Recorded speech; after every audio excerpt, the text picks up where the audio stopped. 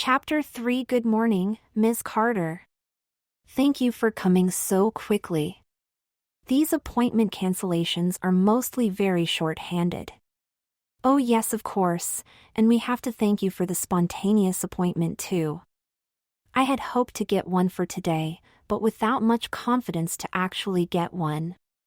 Ms. Winthrop smiled and her eyes met mine. Oh, good morning, Alan. So nice to see you again.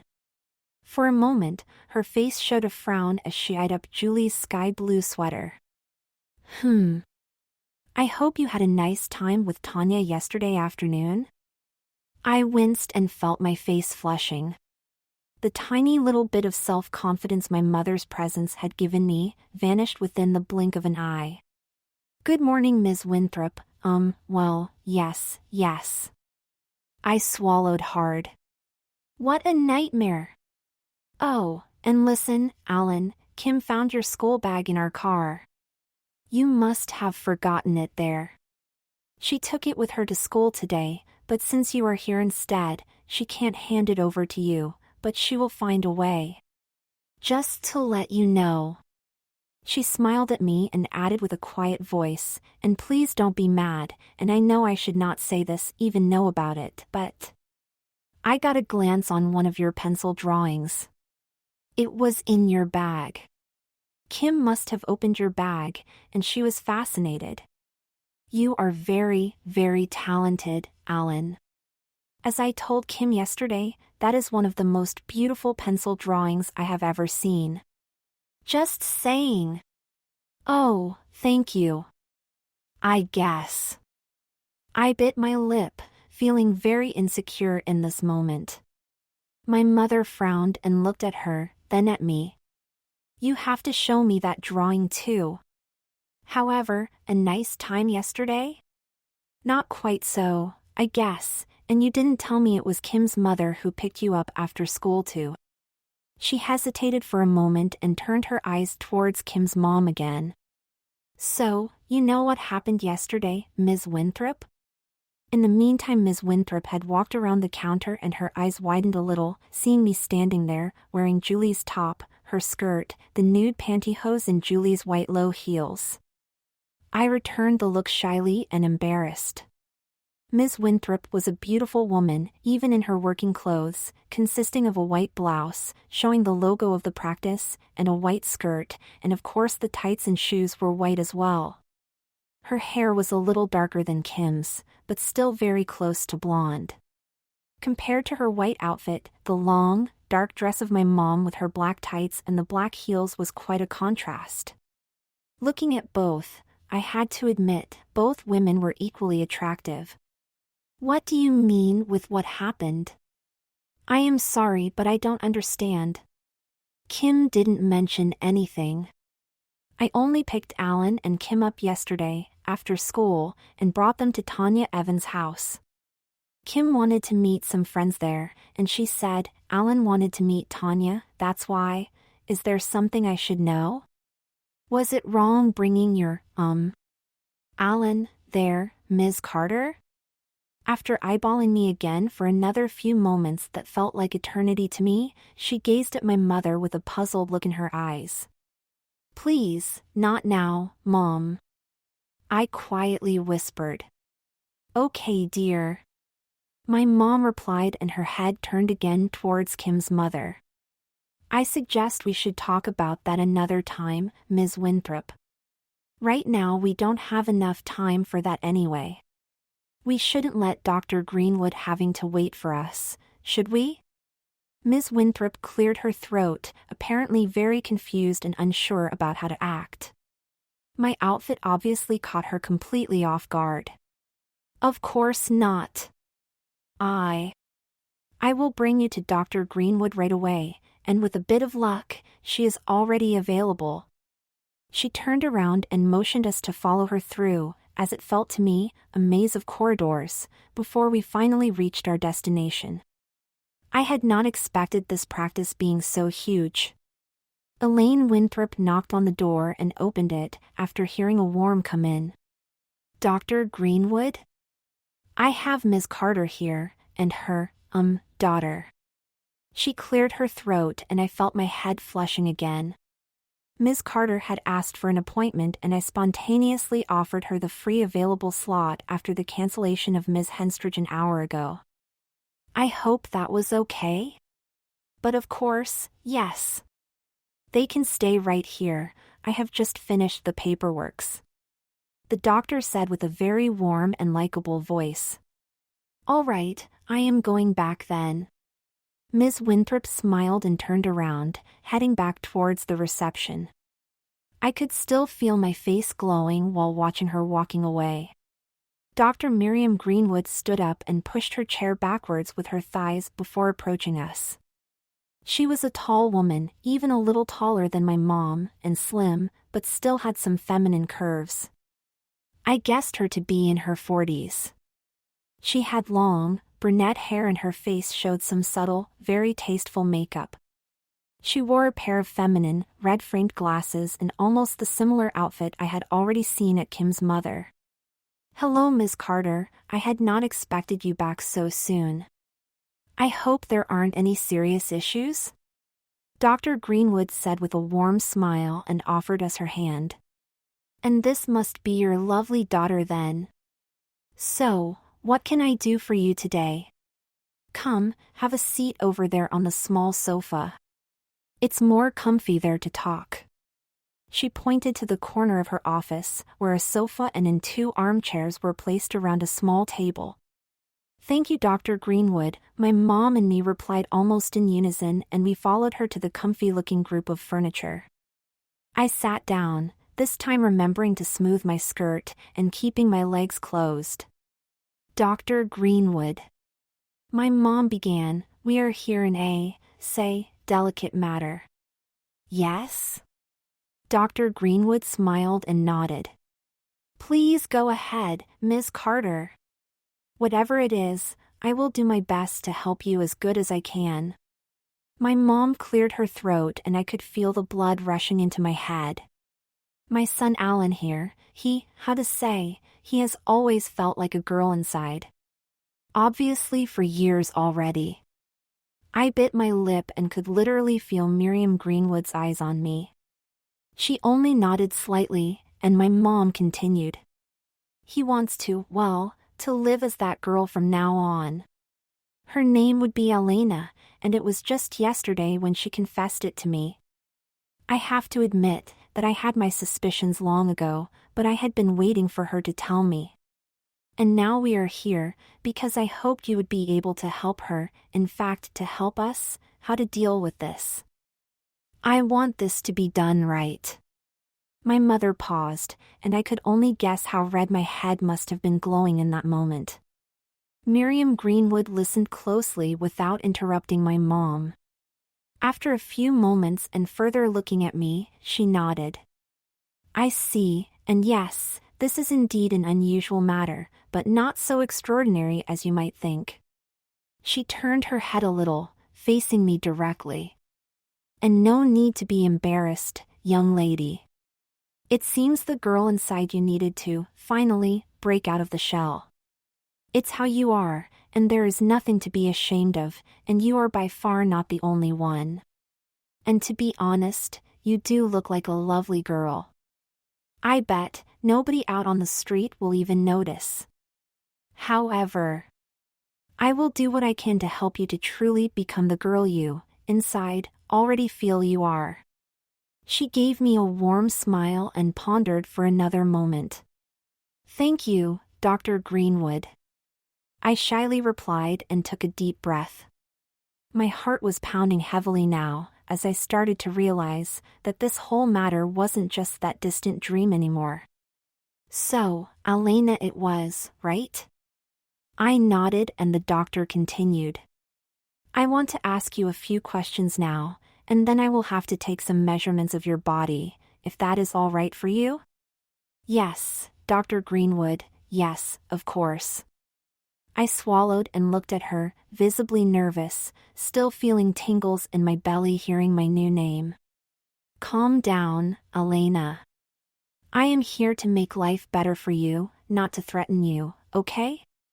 Her eyes met mine again, and something in her look indeed made me relaxing a little. So, if I got it right, you are very serious about this, aren't you? Why, yes, Dr. Greenwood. In fact, I have felt like I cleared my throat.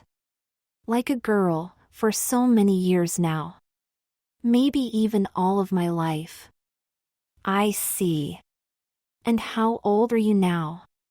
Your voice is still very high-pitched. You haven't entered full puberty yet, which is very good in this case. And you aren't shaving your face yet either, are you? I am 14 now, Dr. Greenwood. And no, I am not shaving my face yet. That is good too, isn't it? Yes, Elena, very much so in fact. And you wanting to live your life as a girl, is that truly serious? I have to ask you thoroughly, because, if done right, you will never be able to return to your male self, and you will never be able to father children. Yes, Dr. Greenwood, I am more than serious about this. I took a breath. I have never been more serious about something, actually. Okay, Elena. I just wanted to make sure. So, first thing. I need to take a blood sample from you. Have you eaten anything already today? Actually no, I wanted but we didn't have time because we had to come here quickly after we got the phone call. Excellent. I will let it be analyzed right away, and with a bit of luck, I get the most important results later today, and then we could start your treatment right away. What we can do right now, directly after taking the blood, is taking measurements and a quick examination of your body. If you would be so kind to undress your sweater? And, if possible, your undershirt as well, in case you are wearing one. Yes, Dr. Greenwood. I stood up and pulled Julie's sky blue sweater over my head, and the light pastel blue undershirt as well, while Dr. Greenwood quickly went to the adjacent room, getting a hollow needle and 2 tubes. A few moments later she returned. She gasped and looked closely at my upper body, that was strewn with bruises, some darker ones and some lighter ones. The area under the band-aid, where the rock had hit my shoulder, looked swollen and dark. Dear God, what happened to you? I would assume that a young lady isn't that eager birching with others? It's some classmates. I began, and didn't really know what to say. The fact Kim's mother was working here made me cautious. I didn't want to get her into trouble. Some of these classmates have been bullying her for a long time now. My mother continued. And obviously threatening her physically as well. That is another point on my list, but for now, I want to focus on the treatment for my daughter. Dr. Greenwood cautiously touched my skin at various spots, making me wincing now and then, shaking her head in disbelief. Elena, I will take a few shots of these bruises and injuries. This is serious. This can't be tolerated at all. Before I could protest, she went to her desk again, grabbed her phone and took some photos from various angles, some from a distance, some close up. All right, that will do. I will give you these photos as well, Ms. Carter. You might want to have them too. They will help you a lot later. But now, first let's get that blood, Elena. Please extend your left arm. I did what she told me and she started to disinfect the crook of my left arm. After looking for a suitable vein, she already pierced my skin. Surprisingly, I didn't feel any pain and I could see the blood flowing into the small tube. She exchanged the tube with an empty one after the first one was almost full.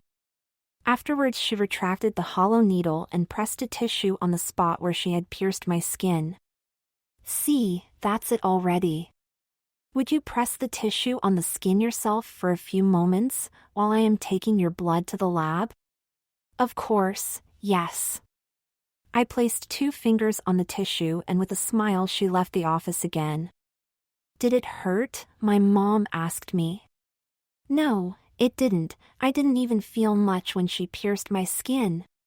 Yes, she is an amazing doctor, Elena. I have always admired that myself when she did that. She is great. You can fully trust her. My mother fondled my cheek and smiled warmly. A few moments later, Dr. Greenwood returned with a measure tape. I will now take a few measurements of your body, Elena. And then we will discuss how to proceed. I will hopefully have some first results of the blood tests soon and might be able to give you a first shot of hormones today. I swallowed hard. Hormones? Oh yes, of course. We will have to give your body all the female hormones of girls in your age. And at the same time we need to lower your male hormones, to prevent you from entering male puberty. You would not want to wear a beard in your face later, would you? She smiles at me and started to take some measurements of my chest, waist and hip and wrote them down. Would you please come with me into the other room now, Elena? She asked and put her notes on her desk. I looked at her and slowly nodded. Yes, sure. I followed her and we went through the small door, entering that adjacent room. In the middle I could see a strange-looking chair. I know this might be a bit difficult, but I want you to pull down your tights, panties and skirt, Elena. I need to have a look at your male parts too, and your features, so I can get an idea what might be necessary to do. I blushed and reluctantly started to pull down the skirt. Somehow I had expected that, but it made me feel nervous. A few moments later I had my undergarments pulled down to the knees, revealing my naked and shaved lower body. Dr. Greenwood, who had slipped on some disposable gloves in the meantime, kneeled down and had a close look at my male parts, touching me at some spots, especially my testicles. These we should remove as quickly as possible. She whispered more to herself. I swallowed again, hearing her saying that. It seemed that this was really about to happen. Somehow I still couldn't fully comprehend it. All right, Elena, you can dress again. I have seen all I needed to. When you have finished, join me and your mom in the other room again, please. She left the room and I heard her starting to talk to my mother while I was pulling up my panties, the tights and the skirt again. After slipping into the undershirt and sweater and putting on my shoes again, I also walked over to the other room and took a seat next to my mom on the sofa. So, Elena, that hasn't been that bad, has it? Dr. Greenwood smiled at me. No, actually not. I replied and took a deep breath, now visibly relaxed, compared to when I had entered her office. Now we have to discuss a few things. I get that you are very serious about this, Elena, and I really need to be sure, because it will determine how we will proceed. I have some ideas already, and we'll have a few different options, but they are all dependent on how you feel about all this.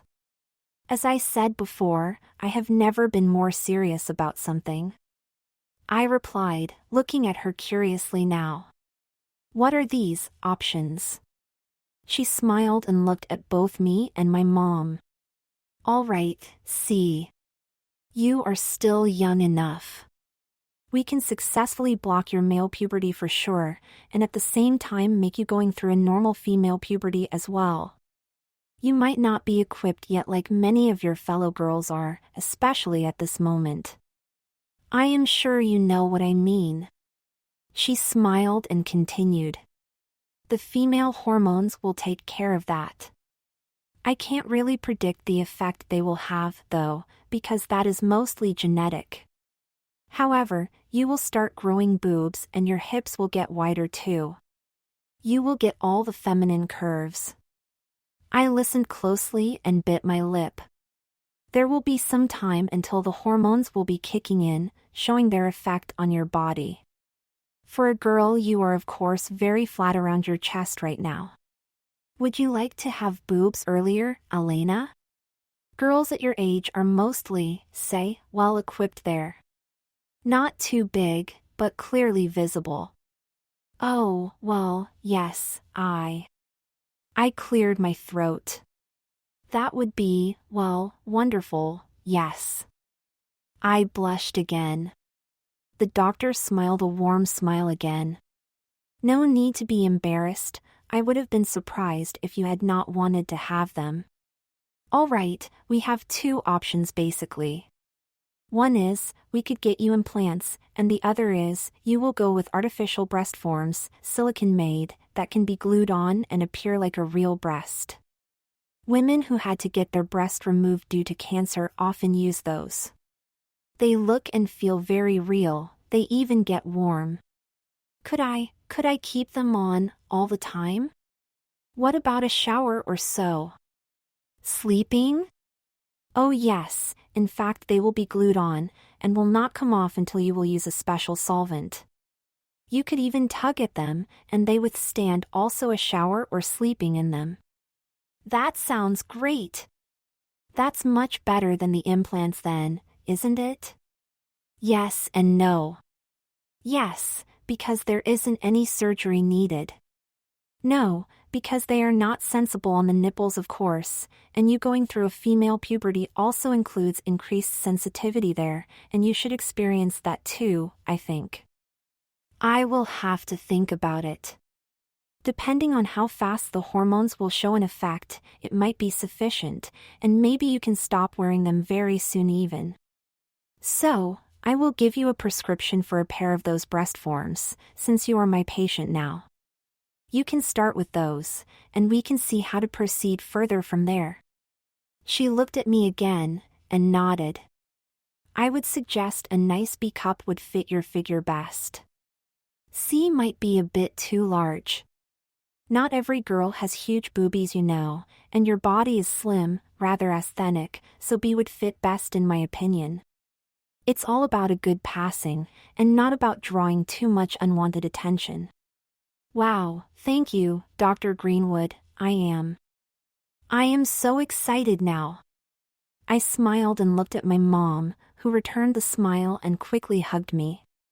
We do have one problem, though, and that is, what to do when you want to, or even have to, join the other girls of your class in the locker room or the shower even. I blushed and nodded. Yes. I know, my male parts. I hate them, though. I actually wish they would be gone. I have been dreaming about that for so long. I gulped. Never before had I said that to someone. Dr. Greenwood gave me a smile. Yes, I can imagine. We have to find a solution for that as well. To be able to fully integrate into daily life as a girl, you need a girl's parts. However, you still are a minor. Not many doctors out there would perform such an operation on a minor. There are some who do, though. If your family supports you, and yours is supporting you as I can see. In fact, I do share their opinion on that, because it will be a lot easier for you to grow up as a girl having all the right parts. It would even protect you from further bullying, and you would be accepted as a girl from everyone around without having many issues, I think. By the way, have I already told you that you look so lovely even now? Her last comment made me blushing again. Thank you, Dr. Greenwood, but I am scared. Scared of going back to school now like this, dressed as a girl, I mean. They have been treating me like this all the time even without knowing about this, about me wanting to become and live as a girl. If they now see me in these clothes, I will be even more a target for them. But I don't want to be Alan anymore. I have never been Alan. I have truly felt like Elena all my life, as far as I can remember. The doctor slowly nodded, and I saw my mom wiping away some tears. Hearing about how they had mistreated did hurt her a lot, and she obviously still felt guilty for not taking actions earlier. If need be, Elena, I will call you in sick for as long as it takes. You can learn at home, You are very intelligent. I really don't want to expose you to such a harassment again. Dr. Miriam Greenwood pondered for a few moments. I will see what I can do for you, Elena. I will definitely write a sick certificate for your school as long as needed. I suggest for a week at least, to start with. It can be prolonged if necessary. Trust me, it all will turn out well. I am just not sure yet how soon we can start and how to start at all. That depends on who will be available and if they are willing to help you. I am very well connected, though, and I already have some ideas. I am not sure, though, if it will work out like I have in mind, but I will see soon, after I will have made a few calls. She looked at me and continued in a serious tone. I have to ask you again, you are sure this is not just a, temporary thing in your mind? Is your mother able to confirm that this has been going on for a longer time now? Not that I don't believe what you have already told me, but I have to be absolutely sure. You have to be aware that helping you to become a girl physically won't be reversible. And it will also bear some risks, like all medications and surgeries do. Yes, I can confirm that, Dr. Greenwood. Even without Alan. Elena, telling me, I have had my suspicions for a long time, and she has been wearing girls' clothes for at least about a year as well. Of course only in hiding, but that she has been doing. My mother squeezed my hand, feeling my nervousness. I see, yes. And you would support that, Ms. Carter? Support your daughter having a surgery to adjust her physical appearance to that of a girl? Absolutely, yes, Dr. Greenwood. Alan. Elena, you know, her results at school have become very bad, from A to C or D, and I could not account for letting her going through this any longer without doing whatever I can to help her becoming the girl she, so she told me, has always been inside. Dr. Greenwood nodded slowly. And Elena's father supports it too then, I assume? My mom hesitated for a moment and I winced hearing that question, then she nodded. I am sure he will, yes. He doesn't know yet. He currently is on a business trip and I didn't want to tell him on the phone. He will be surprised of course, but he loves his child, that I know. He will support it. I am sure he will. All right, Ms. Carter. To me, that is sufficient. We might need the written confirmation of your husband though. However, I know that there are many doctors out there who insist on psychological written confirmations. It's somehow required even. She took a breath. Now, while I might recommend you to maybe consult one in the near future, I know you will be telling them the same as you told me. How you feel, that's only inside you, and only you can know what is right or wrong for you. There are many laws and regulations to protect someone from doing something that they might regret later, but letting them wait for so long if they are absolutely sure about it is, and that's my personal standpoint, just not acceptable. And according to what you have just told me, you have been waiting for years already.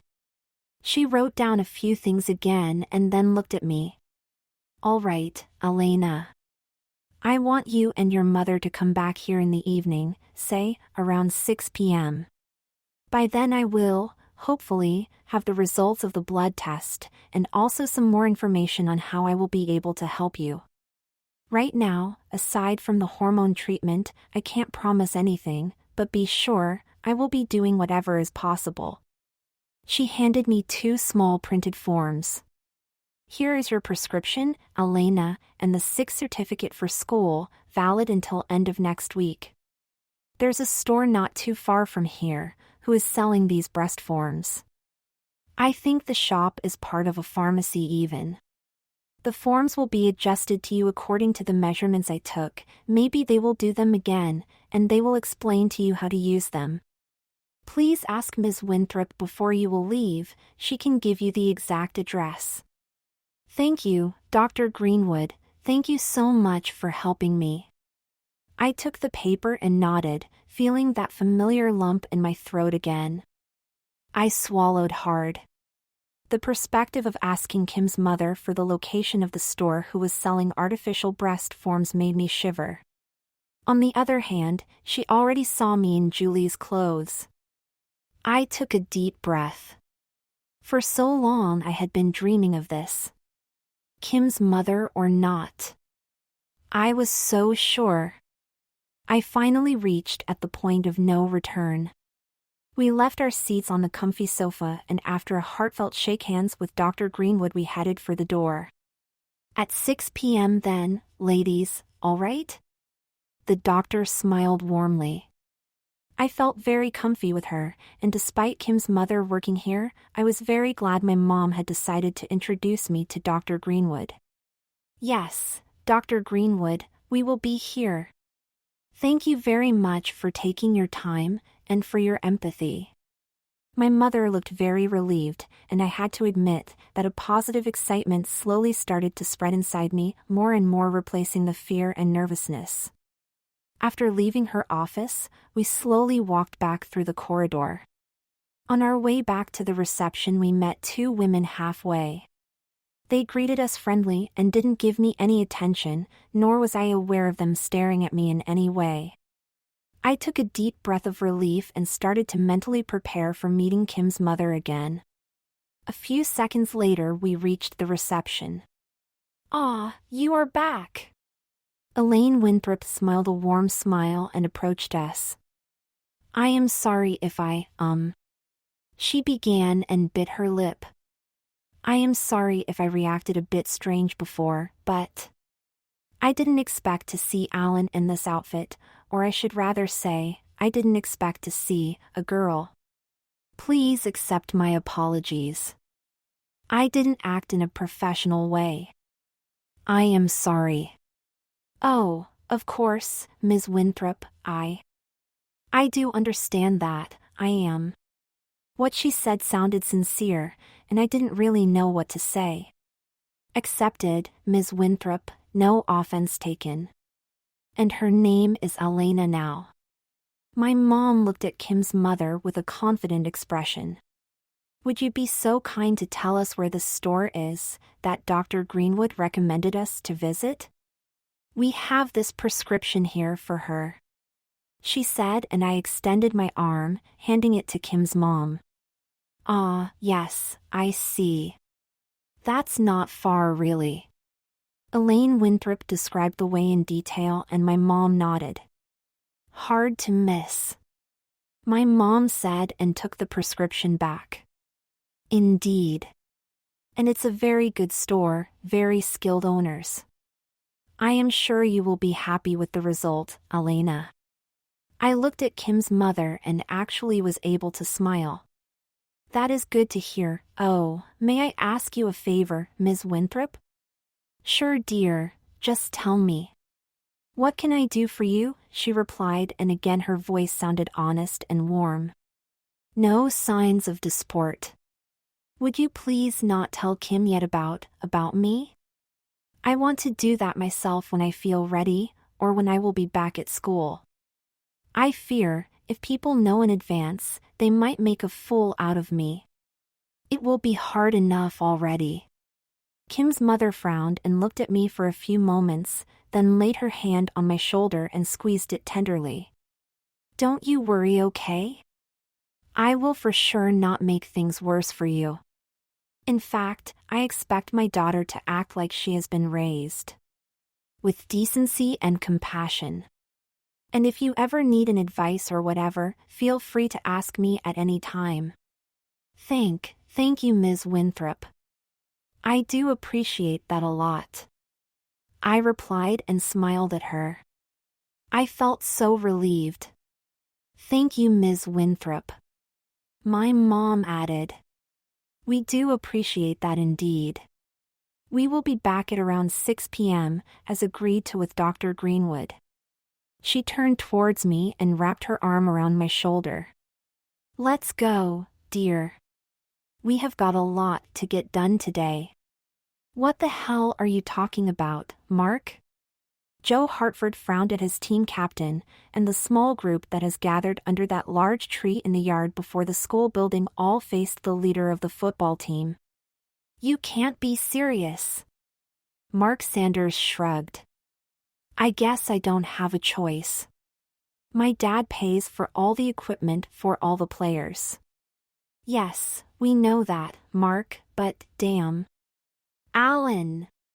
That's worse, as if I would lose one of my legs." Joe laughed and the group joined in. "Tell me again, what exactly did he say to you?" Bill Hines scratched his head. He was known as the one who was responsible for all the thinking. Whenever there was a problem, everyone asked Bill, and he usually came up with a usable answer to almost all of the problems. He said something like I should test him to see how determined he is, and if he really wants to be in the team as much as his dad wants him to. And if so, I should allow him to join and let him play in games we would win anyway. And that he seems to be a good runner. And that my dad wants to witness the test too. The last part is the catch. I know so many tests that would result in him never want to even think of football anymore. Bill chuckled. True. Drake commented and scratched his head. Hard task. We need to find a way to convince my dad of not wanting Alan in this team without risking the sponsoring. And we need to teach Alan a lesson so that he voluntarily resigns from ever wanting to be part of this team. We will have to find a good compromise. Don't show any weakness, Mark. Joe warned his friend. You need to maintain your status within the team. Not that I would ever doubt you being the right person for that, but... Mark turned around and flexed his muscles, gritting his teeth. Are you indicating you are challenging me, Joe Hartford? You can have that challenge right here and now. Joe lifted his hands and held them in front of his body. He was well trained himself, but he didn't want to put his strength to the test against Mark. No, calm down, Captain. I am not talking about us here, but maybe other team members might start to think that way if you begin to show weakness, you know. And they might ask themselves why they had been challenged and tested, with only the fittest being admitted into the team, while you might allow Alan to join, despite him being such a weakling. Mark slowly nodded. You are right, we have to maintain our standard. Let's discuss what to do. Bill patted Mark's shoulder. There you go, Captain. That's how it should be, and how you should act. Exactly. Drake flexed his muscles. This is our standard. Strength, power. In this moment, Kim and Debbie joined the group. Hi guys, what have you been up to? Where are Tanya and Sharon? Debbie asked, looking around. Hi you too. Don't know where they are, actually. They stayed in the classroom when the break started. Mark replied and smiled brightly.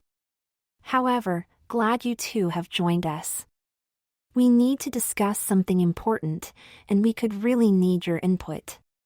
Hopefully not something for the afternoon?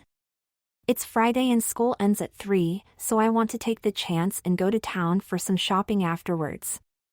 Sounds fun, Kim, count me in. Debbie offered her friend a high five.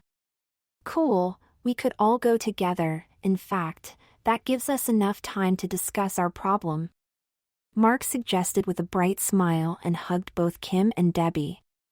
He felt better now after talking to his friends, relying on the fact that they would surely find a solution for their problem. I am a bit worried about Alan. Alena. Sharon said and Tanya nodded. Yes, me too. She was so brave yesterday, but when she will be back here at school, it will be very hard for her. We have to, somehow, protect her, and we have to find a way to get her integrated quickly. I hope my sister will be able to help too. With a bit of luck, we will have some girls that will be able to not only protect her, but also to make her feel more comfy and accepted. Yes, and I don't like what we saw when we came to school this morning. I am sure they are already thinking of new ways to harass her. I don't even dare to think of what will happen when they will find out about Elena. He will. She. Damn yes, she. That will be hard to always remember, even for us, and we are on her side. Sharon nodded. Yes, indeed, but... Are you two not wanting to go outside during the break? Melinda Myers' voice echoed through the classroom. Hello Ms. Myers, no we. Tanya began and Sharon chimed in. We have to discuss important matters, Ms. Myers. Melinda Myers frowned and came closer. I see. Well, I do not want to interrupt you, but you do not, by chance, know the reason of Alan Carter's absence today? He has never before stayed away from school without any valid explanation, and his mom called him in sick today without giving us any details. She just said she would be informing us later. Sharon and Tanya looked at each other for a moment, then shook their heads. No, Ms. Myers, we don't know why he isn't here today.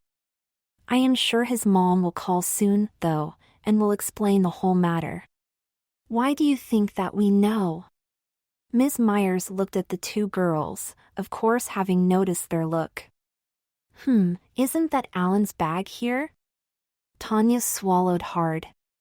Yes, Ms. Myers, it is, but we don't. Alan forgot it yesterday in Ms. Winthrop's car, Ms. Myers, and Kim gave it to us this morning when we came to school. She wanted to give it back to Alan, and since he isn't here today, she gave us the bag.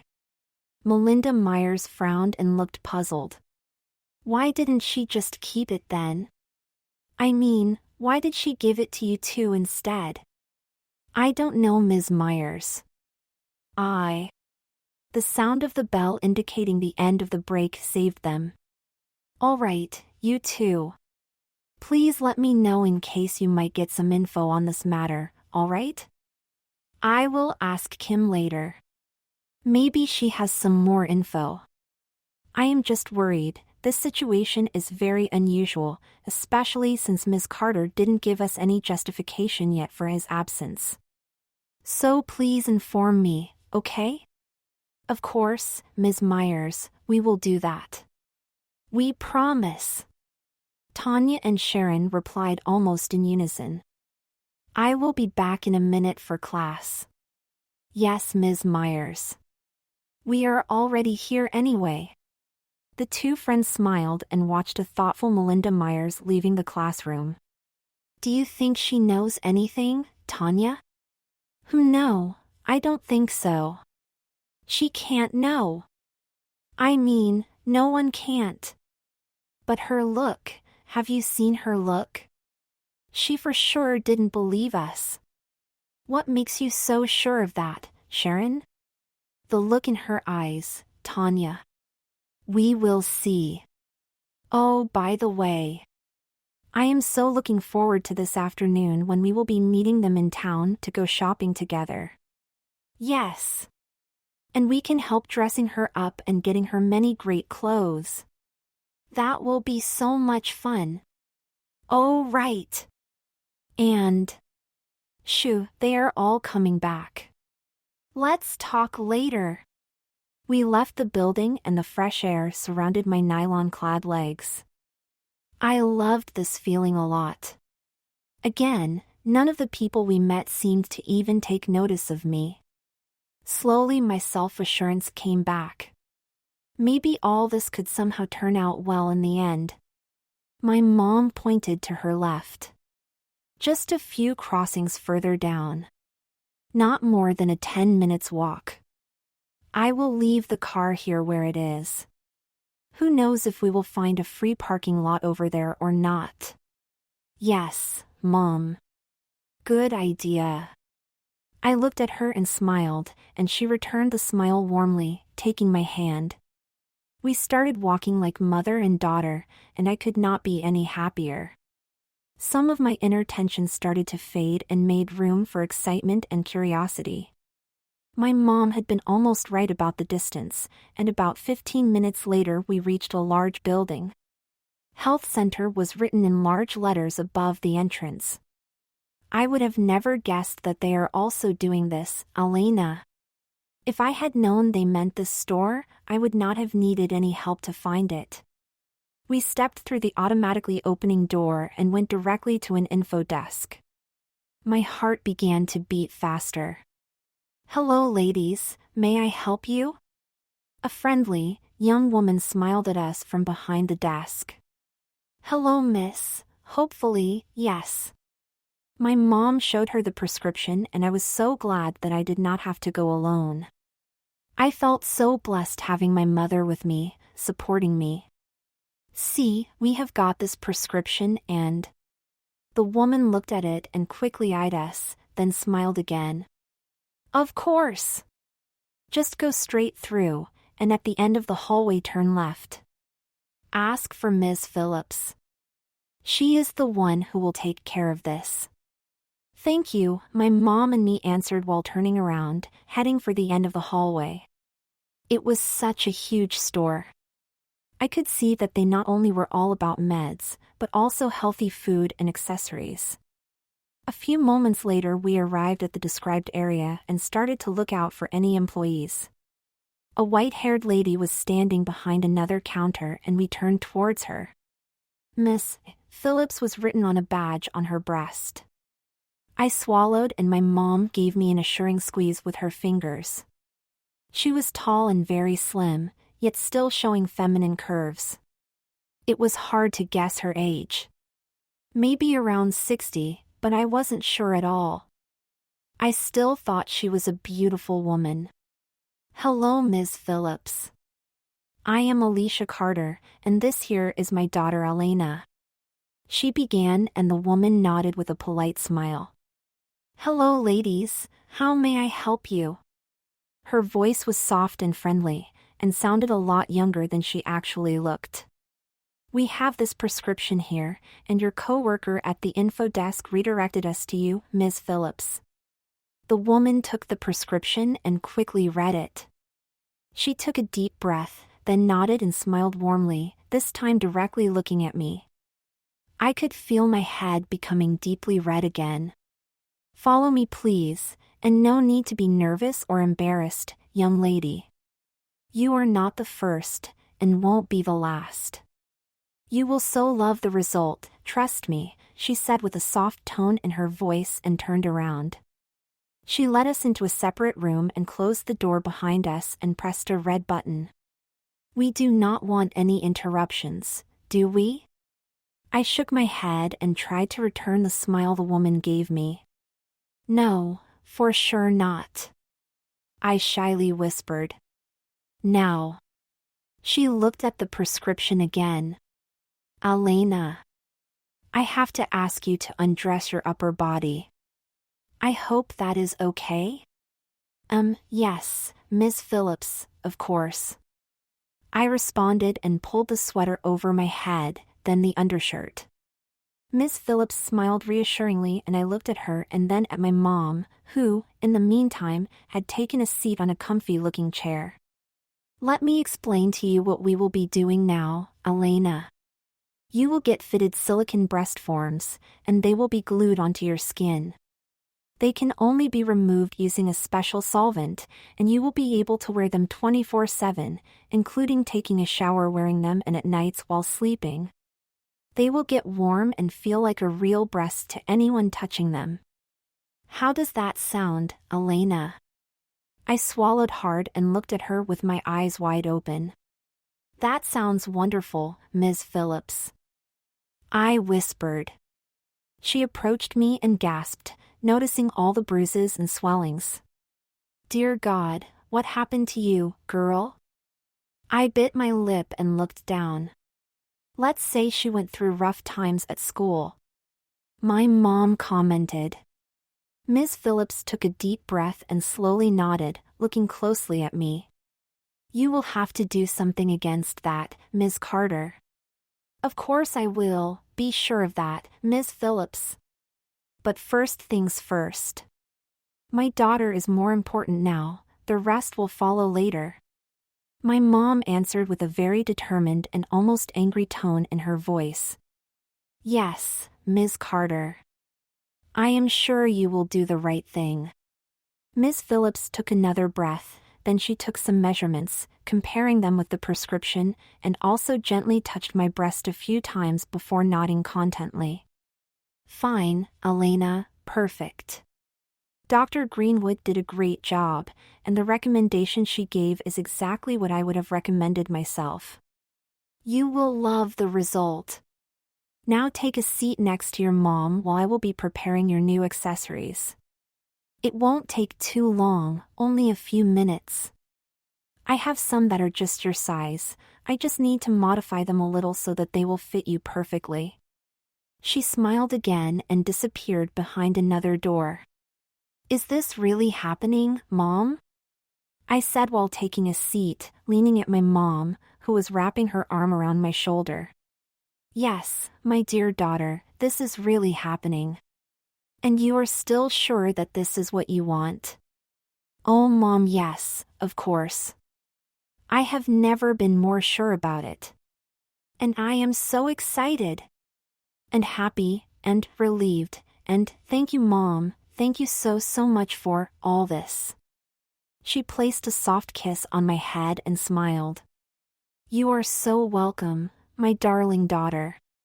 It is about time that your suffering ends. If only I had acted earlier. Mom, it's okay, really. But what about Dad? We need him to sign too, Dr. Greenwood said. He will be fine with it. Maybe he will be shocked, yes, but I am back, Elena. All of a sudden, Ms. Phillips stood in front of us, holding 2 round silicone pieces in her left hand. In her right hand she was carrying a small bag. Shall we start? I nodded and stood up, looking at her, excited and nervous. Calm down, Elena, she said with a warm smile, sensing my emotional state. Really no need to be nervous. Please let me know if it hurts, all right? I try to be very gentle. I nodded again and without further ado, she started to clean the skin on my chest, especially around my nipples. Her touch was very soft and it didn't hurt at all, not even near the bruises. Seems you are not growing any breast hair yet, that is perfect, Elena. The glue I will be using is a new product and it will last for very long. Once a week, though, I would recommend to remove them, to give your skin a bit of care, cleaning it and applying a lotion before gluing them back on. I nodded and watched her applying a liquid onto the rear of the breast forms, and also something on my skin.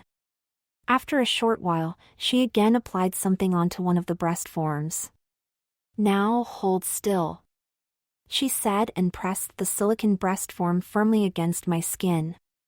After making sure the breast form would stay in place, she repeated the procedure with the other one. I watched her doing this and felt my heart beating like a drum. After a final look, she smiled contently. Perfect, Elena. Here is a mirror, come. Try to remember where I put them, so you and your mom will find the same spot as well at home. Ms. Phillips took my hand and led me to a large mirror and I felt them dragging at my skin while walking. This new weight on my chest was an incredible feeling. When we stopped, I looked at the girl in the mirror and my jaw dropped. It looked so natural. A tear of joy ran down my cheek and I dared to touch them softly. They felt amazing. Thank you. Oh dear, this is wonderful. I whispered and felt my mom holding my shoulder. Elena, you look so beautiful, you know that, right? She said, and I turned around and hugged her so tightly that I immediately stopped again, checking my new boobs. Don't worry, Elena, they won't fall off. Ms. Phillips chuckled softly and showed me a bra. Here, this is your size. You will have to wear these from now on, young girl. I turned my head and looked at the bra. Thank you, Miss Phillips. I assume you are not very experienced yet in how to put on a bra. Come, let me help you. Miss Phillips helped me into the bra with experienced hand movements. After she had finished, I touched my breast again. Wearing a bra with boobs filling the cups was such an incredible feeling. You might put on your undershirt and sweater again now, Elena.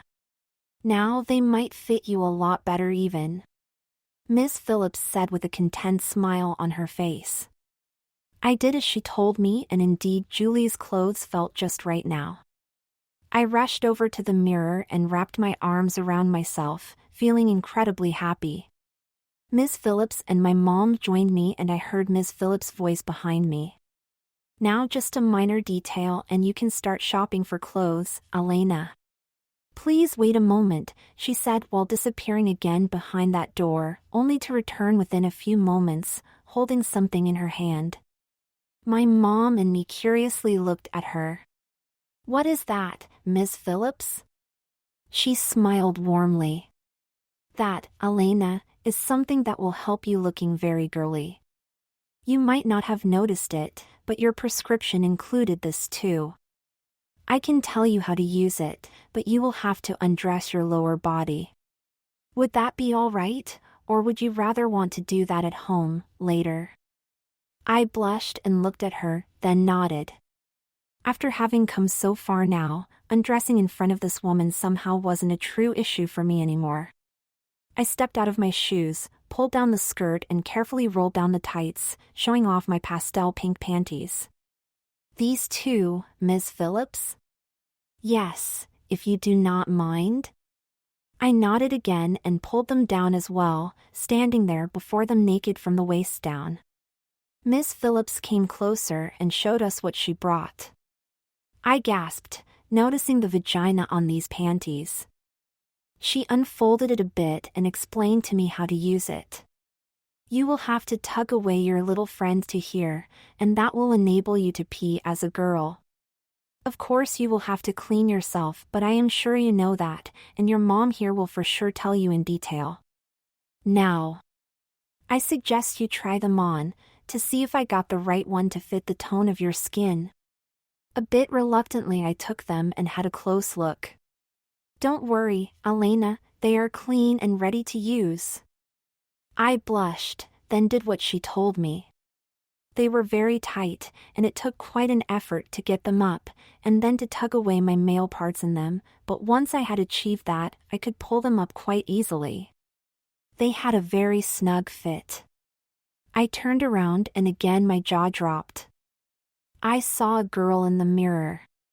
A real girl. The skin tone was close to being perfect. At first sight, there was no difference. I really looked like a real girl down there now. Even the hips were wider now, thanks to the padded areas.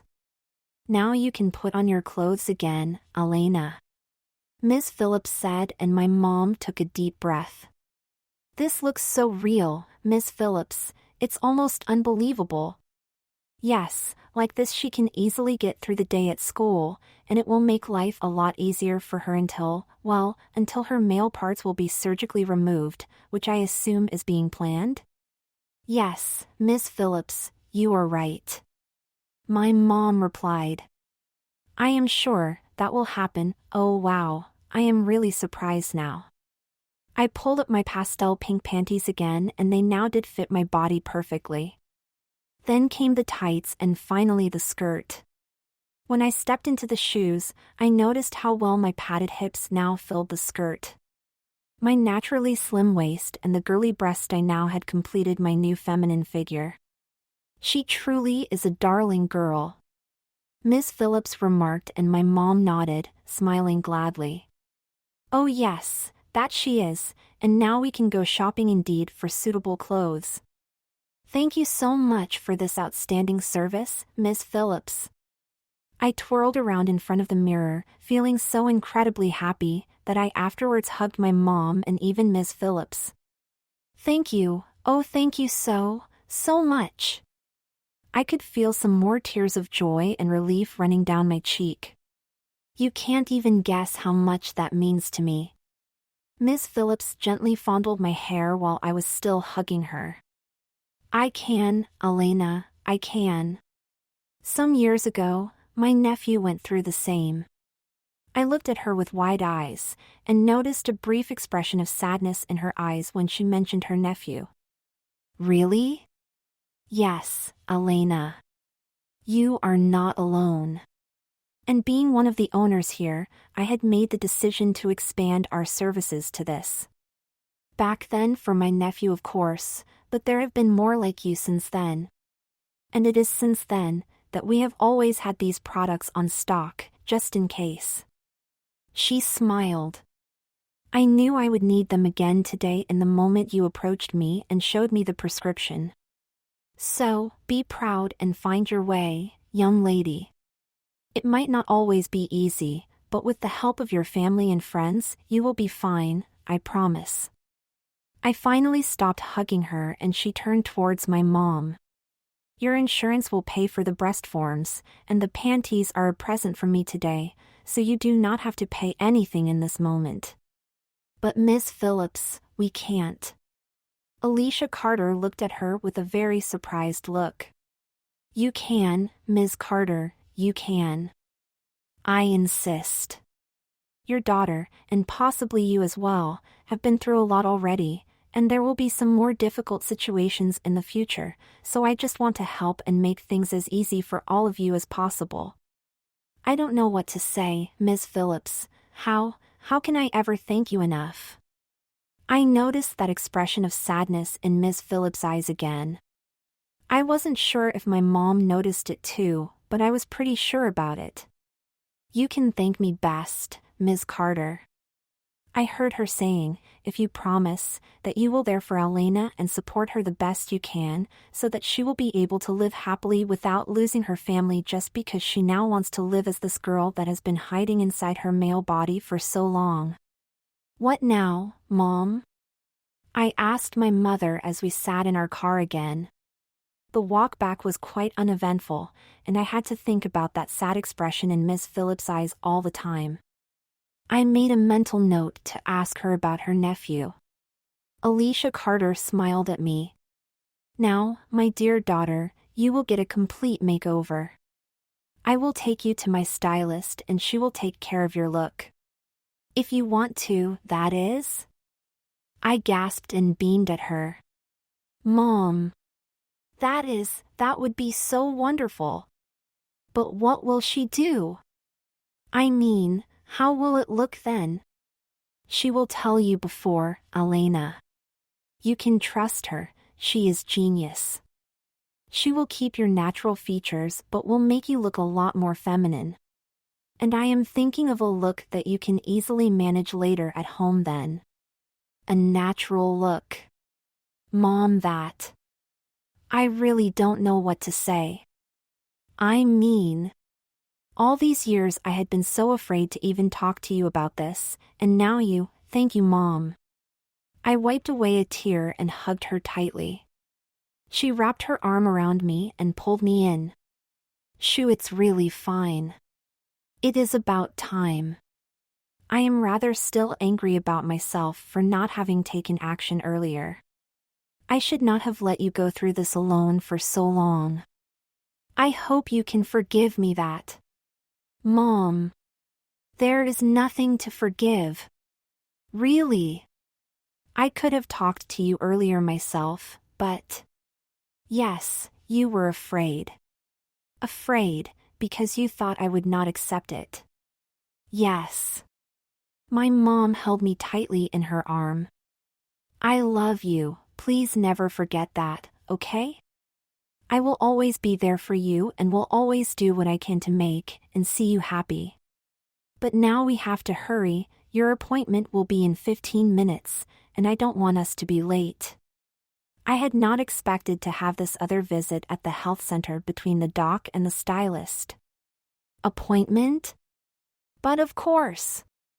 What do you think had I been doing while you had still been in bed this morning? She softly laughed and started the engine. About 20 minutes later we arrived at a small building. It was shortly after 1 p.m. and a beautiful lady was just about to open the main door. She had long red hair and was wearing a gorgeous dress and matching heels. Ah, there she is.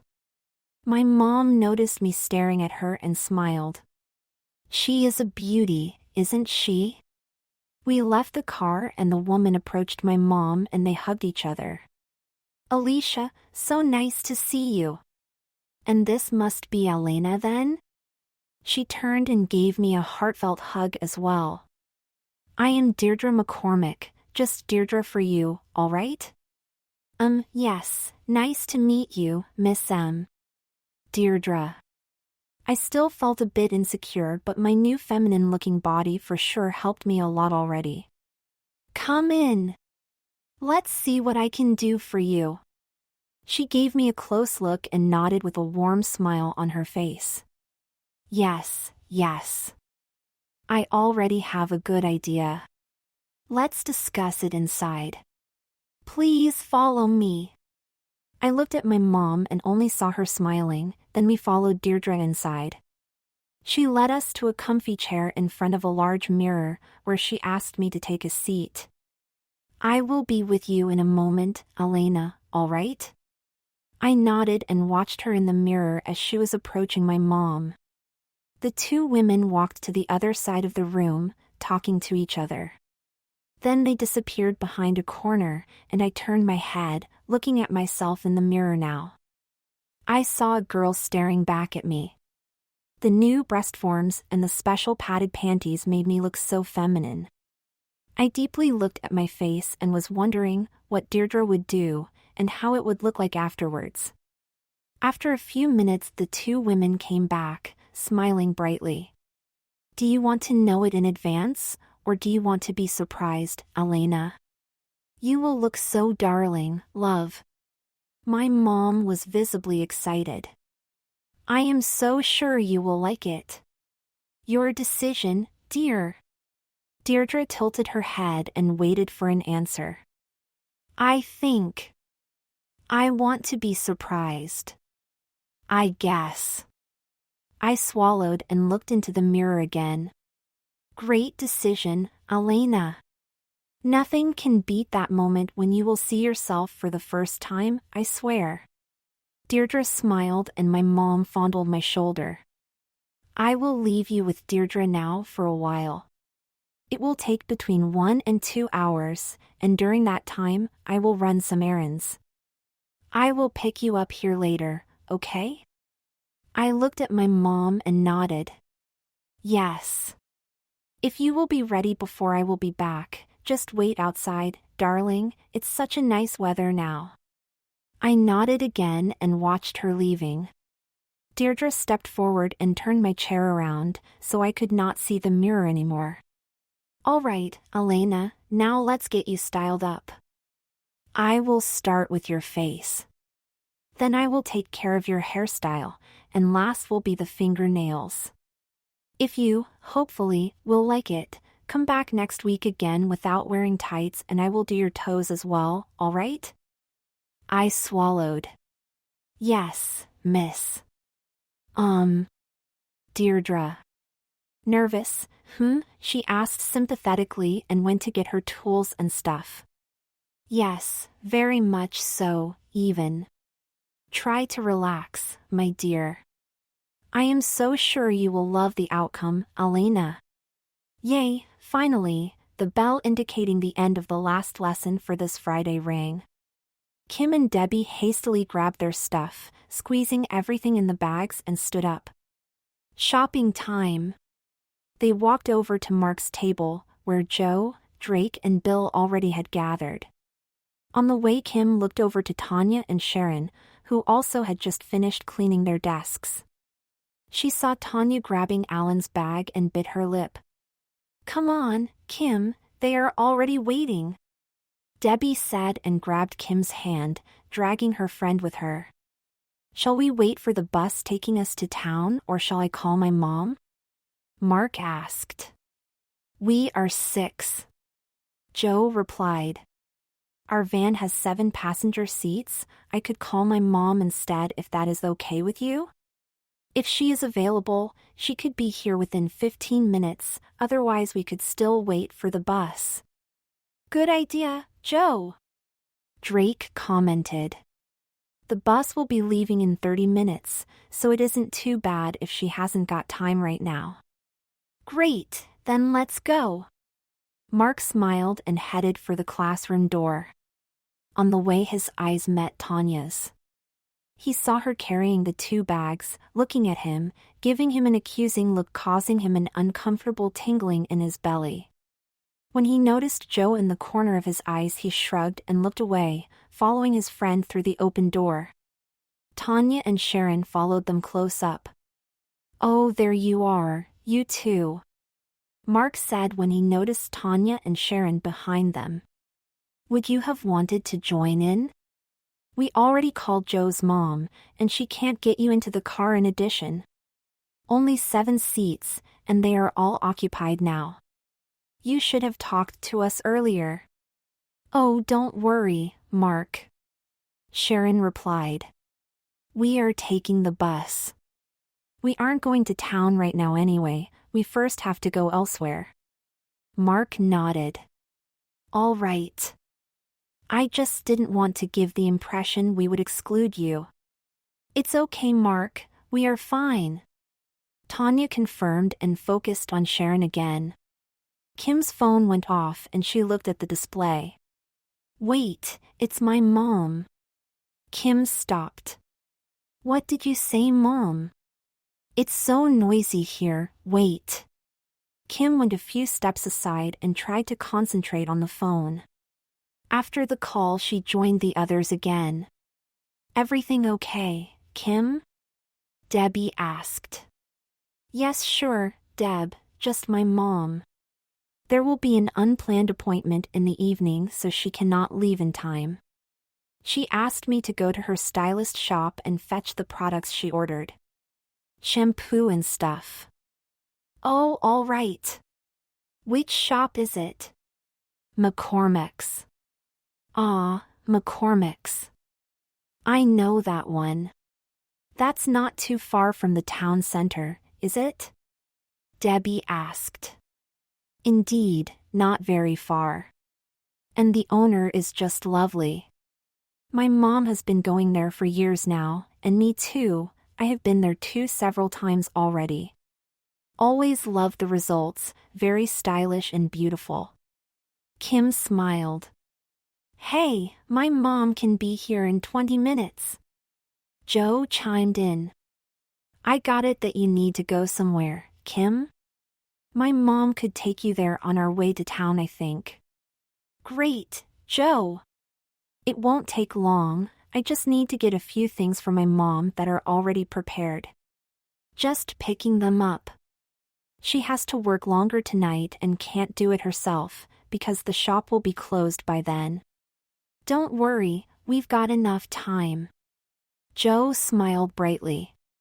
Kim, what do you think your mom will say if we all will show up where she is working and bring her that something in the evening then? Debbie suddenly asked. Maybe a snack or a present, as they say, kind of surprise, and a compensation for the overtime? Hey, that's a wonderful idea, Deb. Kim offered her a high five and the small group headed for the main road, to wait there for Joe's mother to pick them all up. They all laughed and were all in a great mood with the weekend ahead. The girls were looking forward to an exciting shopping time in town, whereas the boys were hoping to find the solution to their most urgent problem with the football team. Above all, the afternoon promised to be fun for all of them. A few minutes later, a dark van approached. There she is. Joe motioned them to follow him, and shortly thereafter they all had taken their place inside the car. Tanya and Sharon watched them leaving and headed for the bus stop. I think I heard Kim talking about McCormick's. Would be a good place to take Elena to, don't you think, Sharon? Tanya asked her friend while they were waiting for the bus. Indeed, yes, Tanya. Good idea. Do you remember where we wanted to meet him, I mean, her? Yes, As far as I remember, Ms. Carter said, we would meet them at their home, right after school. Luckily, the bus stop is very close to his home. Julie wanted to join in too, she said yesterday. Will she be there? I hope so, Sharon. She has a few things to get done before, but she will for sure join us, together with Mom. They will join us together later, so Mom said this morning. All right, sounds good.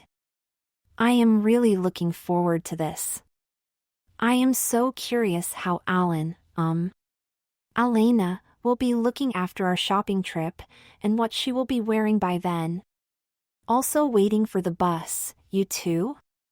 A very familiar voice made the two friends freeze in place. Slowly they turned around. Oh, hello, Miss Myers. Yes, why? I am taking the bus today as well. My car is at the garage, so I have to rely on the bus too, to pick it up there. But first I will make a visit. A visit? Tanya and Sharon asked in unison. Yes, a visit. I will take the bus to drive to Alan's home to see how he is doing. I found out that the bus stop isn't very far, so I am taking advantage of that before going to the garage. You know, I am really worried about him. She smiled and took a breath. I might be a teacher, your teacher, in this case, but I am not blind, and I have noticed how some of his classmates have been treating him since quite a while now. I just haven't found a way to effectively stop that without making things worse for him. A teacher helping him might be even more troublesome for him outside school. Tanya and Sharon looked at their teacher, aghast. You want to visit him, at home? Do you think that is, helpful? Melinda Myers frowned and slowly nodded. If she noticed the her, she didn't show it. Yes, I want to visit Alan at home. That is not too extraordinary. In fact, as his teacher, I have some responsibility for him. I know I am, say, only the teacher, but girls, you can trust me. I really do care for Alan. The two friends slowly nodded while facing Ms. Myers, then looking at each other. Yes, Ms. Myers. Tanya whispered. Ah, there, the bus is coming. Let's get in. Since you are carrying Alan's bag, Tanya, I assume you want to go there too, to give it back to him? She asked with a bright smile on her face. Sharon and Tanya only nodded, still being totally off guard. Yes, Ms. Myers, that was our, intention, yes. Wonderful, so we will share this ride. If you are willing to, we might talk a bit about Alan. There are so many things I don't understand. Deirdre McCormick looked closely at me and smiled brightly. During the past probably more than 2 hours now, she had been working very hard on me, on my face, my hairstyle, and finally, behind a black curtain that fell down right onto my arms blocking my view, my fingernails. The curtain was still in place and I could not see my hands, and I had no idea how I looked like. Finished, she said cheerfully, and I returned her look, smiling shyly. Give me a smile, Alena, please. I did what she told me and tried to smile, and I was very surprised about her reaction. Yay, she cheered and approached me, taking me by my shoulders. Ready for the great moment, dear? Yes, I am so, God, I am nervous. I replied and felt my heart beating like a drum. Deirdre smiled and turned the chair again towards the mirror. Still the black curtain blocked my view. She took a step and stood by my side, holding the curtain in her hands. Get ready, she said, and with a sudden movement she removed the curtain. I stared at the girl in the mirror and my heart skipped several beats and my jaw dropped down. During the first moments, I didn't really know where to look first. My face suddenly looked like a girl's face. In that moment I clearly knew that there was no turning back to being a boy. The brows had that feminine touch that I so had envied when I had been looking at other girls. The subtle, bluish eyeshadow and a thin eyeliner accentuated the eyes, and the soft red lipstick was just perfect to show off my lips in a delicate way. My hair was still about shoulder length, but was now cut to a feminine, sexy style that looked fresh and modern. It fell down in curly waves from the center of my head, framing my face playfully. I bent my head forward a little, and a look at my hands revealed well-shaped nails, colored in a soft red tone. I touched them and found they were not artificial, but since my nails had already been a bit longer than usual, she obviously had just reshaped them. Deirdre just watched me for a while, and then gently placed her hand on my shoulder. "What do you think?" I swallowed hard and cleared my throat. Oh God, is that really me? I can't believe this. It's still me, but at the same time I can hardly recognize myself. This is so beautiful, oh God, Miss MC. I lifted my hand to wipe a tear of joy. Deirdre, please, and don't cry. Your makeup, she interrupted me and bent down, hugging me. I am so happy you like it. Actually, your mom and me knew you would, but it is still so wonderful to actually see it. How happy you now are. I nodded and noticed the clock on the wall. Oh dear, 3:30 already. More than 2 hours. Yes, I know, Elena. But I took my time, especially with your hairstyle, and it was more than worth it. You know, this wasn't just styling, it was like creating a new you and at the same time preserving your already lovely features. And I am really happy with the outcome. A pity Alicia isn't here yet, but she will be here shortly, I am sure. I nodded and slid down the chair, standing in front of the mirror, and for the first time, looking at me again in a hole. I truly saw a girl standing there in the mirror, and couldn't help but smile. I felt such an intense tingling in my belly. I was in heaven. Your mom said you could wait outside, but you can still stay in here if you like, just as you prefer. I looked out the window, and since the sun was shining brightly, I decided to wait outside. I will just wait right in front of the store. I have been sitting for more than 2 hours now, so a few steps will do me good. I turned around and gave Deirdre a heartfelt hug. Thank you, oh God, thank you. You have no idea how much this means to me.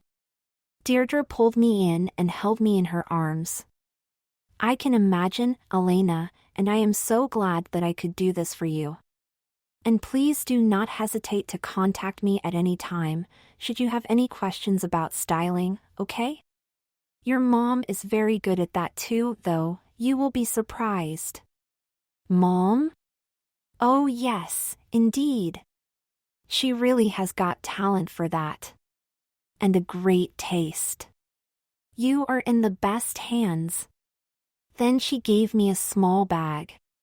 Here, the lipstick and the nail polish.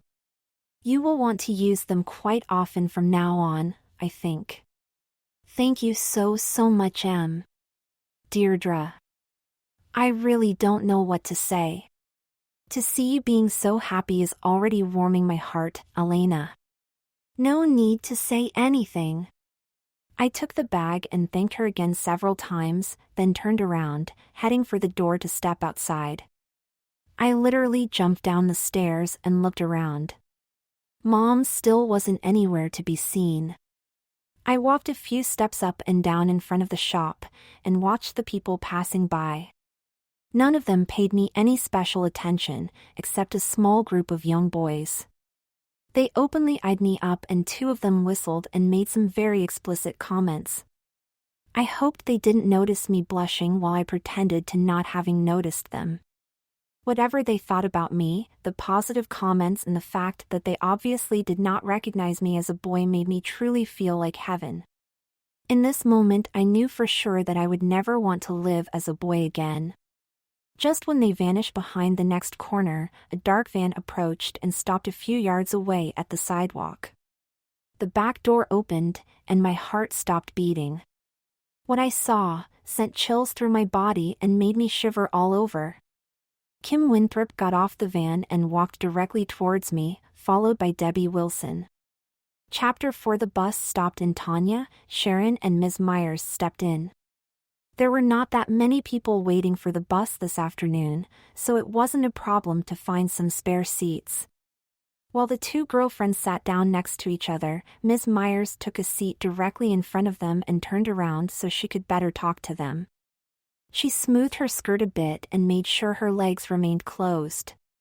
"You can place Alan's bag here on the spare seat, Tanya. Seems the bus is already starting again, so no one will need it." She smiled warmly and looked at the two girls, who were visibly nervous. "Yes, Ms. Myers, good idea," Tanya replied and lifted the bag across the backrest with a little help of her teacher, who then safely placed the bag onto the seat. "Just to let you know, you two, this is not an interrogation or so, okay? I am just worried about Alan, and would love to know a bit more about him, that is all. So please relax, you two." Yes, Ms. Myers," Sharon said while looking at her. "What exactly is it, what you would like to talk about? First, I would like to know if you know something about him not attending school today." Melinda Myers watched the girls closely and noticed the look Sharon and Tanya exchanged. "I take that as a yes then," she added. "Come on, you two. I know, or rather, I assume, that it is more than just a cold, but is it that bad so you don't want to tell me?" She frowned as she saw Tanya biting her lips. "Ms. Myers, we know something, yes. But we promised not to talk about it because..." She looked at Sharon with pleading eyes, silently asking her for help. Sharon pressed her lips together and took a deep breath, visibly thinking hard.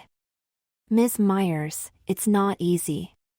And I don't think we should talk about it so openly here," Sharon quietly whispered, looking around nervously. She exhaled in relief as she noticed that no one was sitting really close, and everyone was busy enough with their own conversations. "Is it that severe?" Tanya nodded. "Yes, I would say so. It is very serious.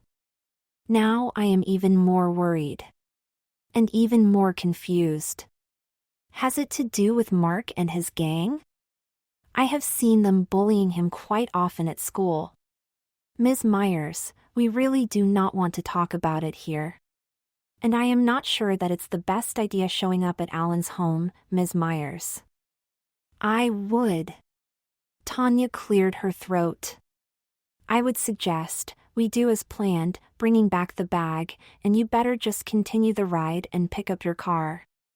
We really should not tell you any details without having talked to Ms. Carter and Alan first.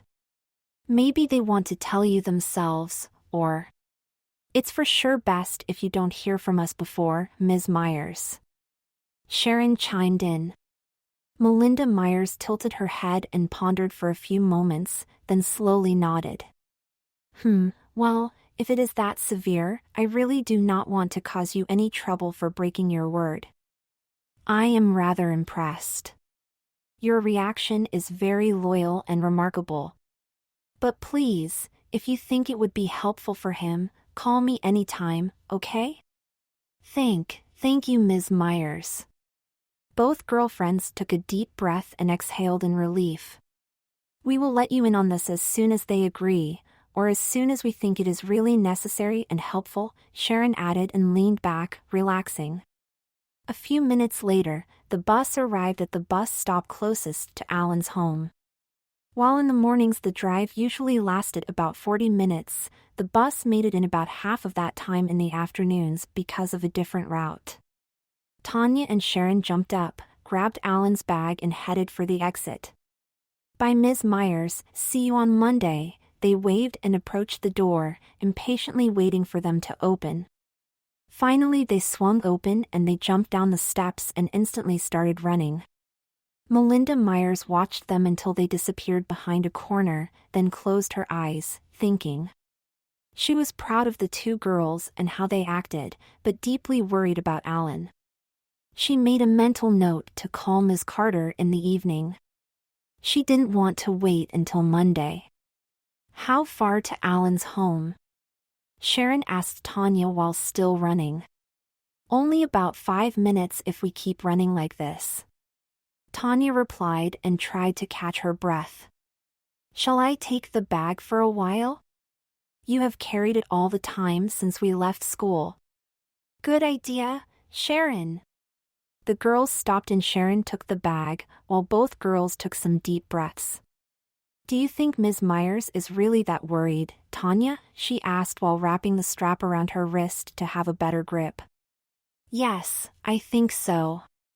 I mean, why should she have asked us anyway, if not? True, would not make sense, but then, she is a teacher. Sharon giggled. Now come on, the sooner we will get there, the better. I don't want to let them wait. And I can't wait to dress her up. Hi, Julie. Kim waved while approaching me, followed by Debbie who also waved and said hi.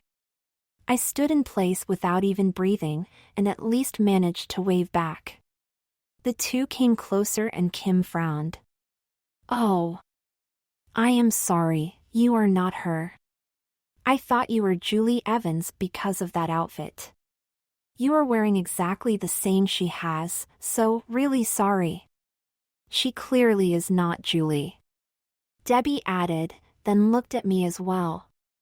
You look great though. I really need to regularly come here too, if the results are that amazing. Thank you. I shyly whispered, still scared to death. Kim grinned sheepishly. See, I told you. McCormick's is the best beauty center in town. In this moment, I heard a male voice from behind where the van was still parking. Hey cutie. What about a date tonight? The laughing that followed made me shiver again. Joe Hartford. Are they all in that van? A muffled, female voice from inside the car reached my ears. Joe Hartford. Behave yourself. Must have been his mom.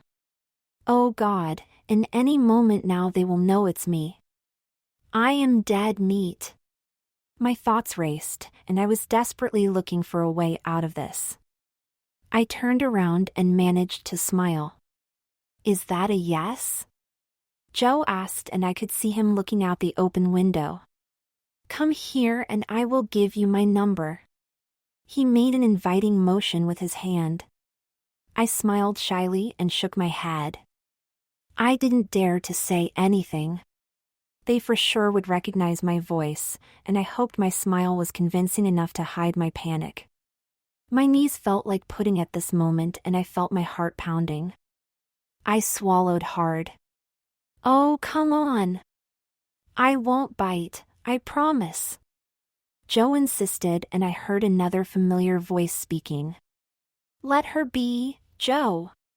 Mark Sanders looked out the window as well and whistled. Wow.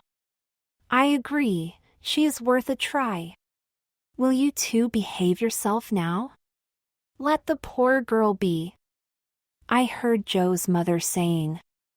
I waited for someone of them to call my name, to recognize me, to disclose my identity. I took a breath and turned my head back towards Kim and Debbie. It did not happen. The two girls simply walked on. Simply ignore them. I am sorry, but we are a bit in a hurry. Nice meeting you though, maybe we can talk another time. Both girls waved and jumped up the stairs before disappearing in the store. Was that really possible? They didn't recognize me. I didn't dare to move, and while standing there I was praying for a miracle. That none of the passengers in the van would get out and come over. A few moments later, they felt like an eternity to me though. Kim and Debbie jumped down the stairs again and headed straight for the van and opened the door when they reached it. By beautiful, don't take Joe too serious. Kim yelled into my direction and waved, and I heard the two girls still laughing while they got into the van. The door closed and the van drove away. They did not recognize me. I stared at the spot where the van had just been and couldn't believe it. They did not recognize me. I felt a soft touch on my shoulder that got me startled. I turned around, looking directly into Deirdre's eyes. God, dear, what happened? You look like you've just seen a ghost. Everything all right? I nodded and took a deep breath. Yes, all is fine, Miss, Deirdre. All is fine, I am okay. Deirdre McCormick frowned and gave me a closer look. Are you sure?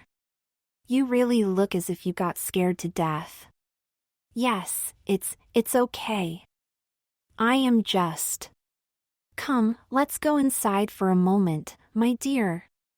She took me by my hand and softly dragged me behind her, up the stairs and directly towards a comfy-looking sofa, where she gently pushed me down. I took a deep breath and looked at her as she took a seat next to me. Has it something to do with the two girls who just came in? I frowned, surprised about the question. No. Yes. I stammered while blushing deeply red. Deirdre pondered for a moment, then nodded. I see, yes, now it makes sense.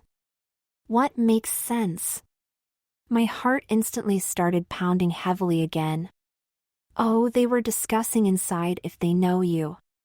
You obviously look familiar to them, but they didn't know where to put you.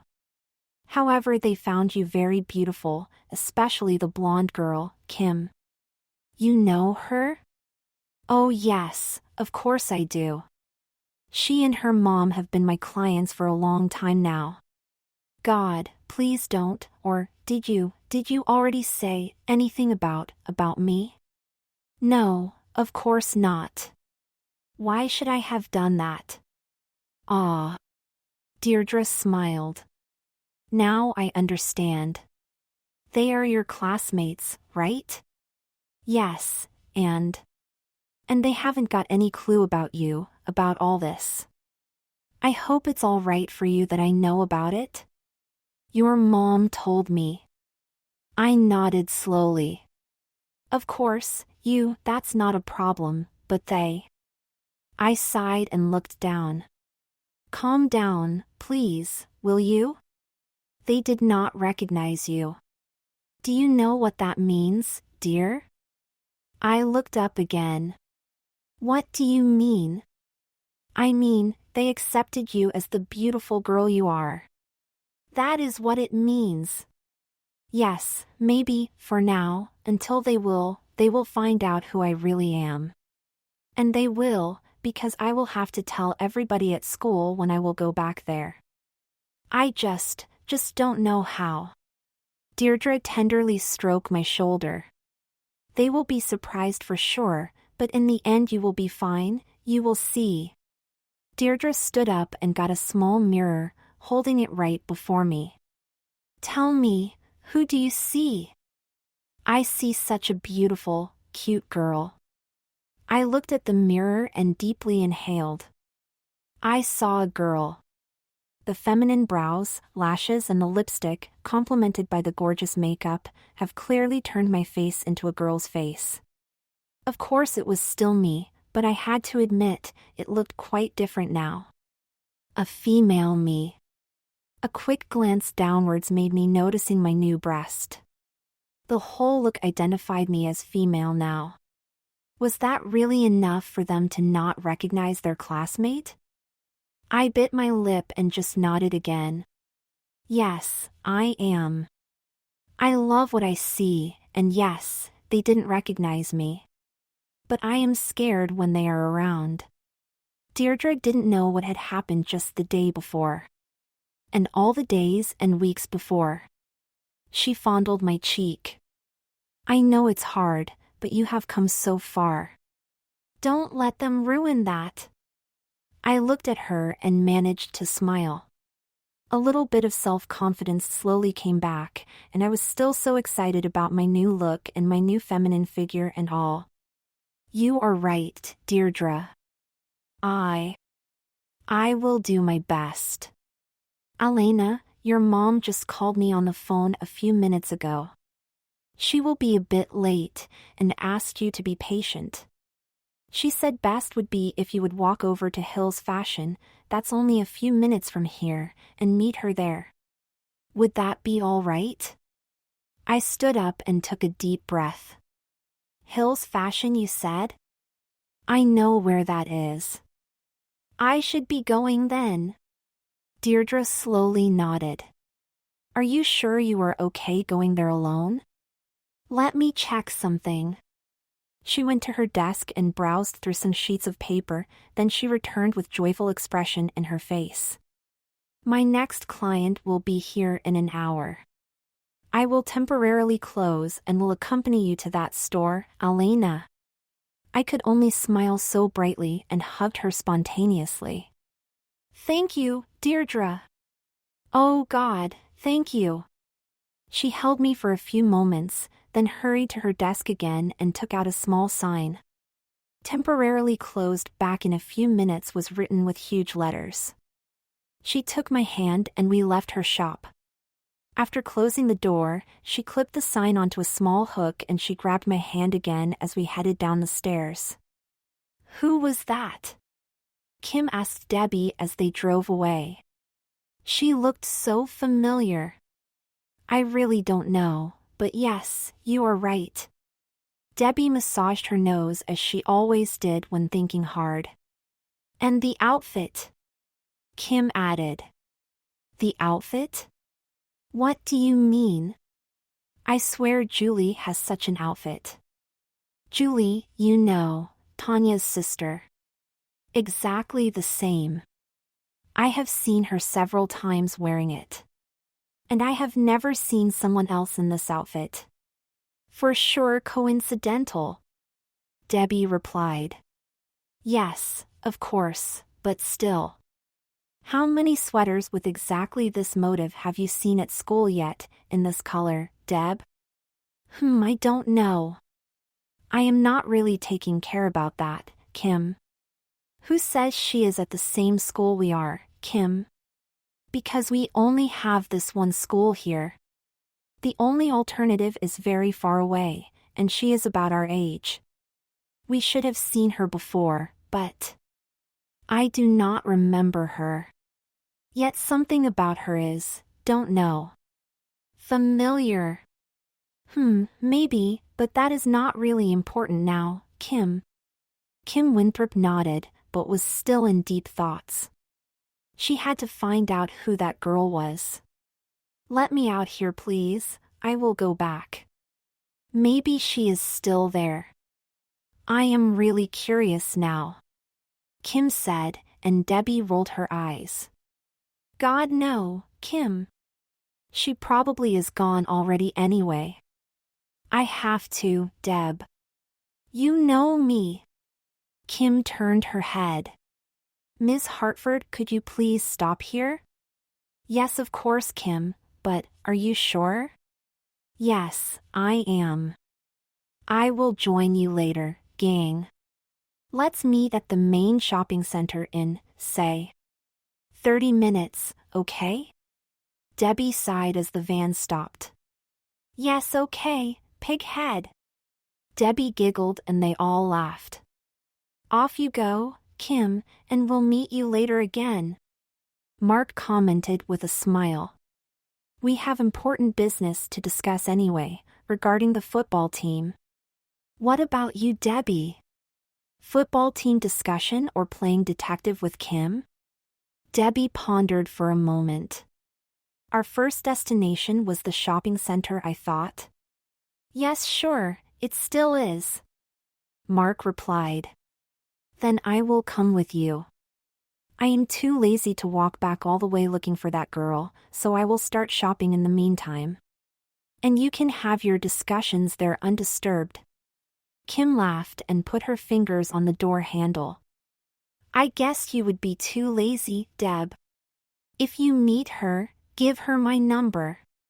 Joe Hartford added, and got a playful punch from his mother for that comment. I said, behave yourself. She smirked and shook her head. I would say it is worth a try. Joe Hartford added and turned around. She is a beauty. If she is still there, I will ask her again to date me. He laughed as his mother sighed loudly. Kim opened the door and jumped out of the van. See you. She slammed the door shut and turned around as the van started again, heading back for McCormick's. There it is. The house of the Carter family. Tanya panted and stopped at the small gate that led into the garden. Sharon nodded and looked around, panting as well. Tell me, why have we been running at all? I mean, we do not have an appointment or so? Her eyes wandered around, noticing that the garden on the side of the house was very romantic, with trees, lovely flowers and a bench under one of the trees. Tanya softly laughed. Actually true, but I don't know. I have been waiting for this all day. She opened the gate and the two friends entered the garden on a small pathway that was neatly made of small virgin stones. A few moments they stood in front of the main door. Sharon pressed the doorbell. Nobody answered. She pressed the button again, but still no response. Strange, they should be here. Sharon scratched her head and peeked through a window. The bell is so loud they would have heard it for sure. She said and turned back towards her friend. What now? Tanya asked and sat down on the small step right in front of the main door. Sharon shrugged. I really don't know, best would be just to wait I guess. Oh, look. Sharon turned around. Tanya stood up and they saw a car approaching and parking directly in front of the garage. The two girls smiled and rushed over. It's Ms. Carter, oh thank God, hey Ms. Carter. Tanya waved while the two girls came closer. The door swung open and Alicia Carter stepped outside the car. I am so sorry girls, I got carried away while running my errands and totally forgot time. So many things to think about today, I am sorry. She gave both girls a hug and motioned them to get into the car. Where is Alan? I mean, Elena? Sharon asked after peeking into the car. Isn't she with you? She got a makeover at McCormick's and I called the owner there to send her over to Hills Fashion, where we are going to meet her. I hope it all has turned out well, and that she has been okay going there alone. They all jumped into the car and Alicia took a deep breath, then started the engine.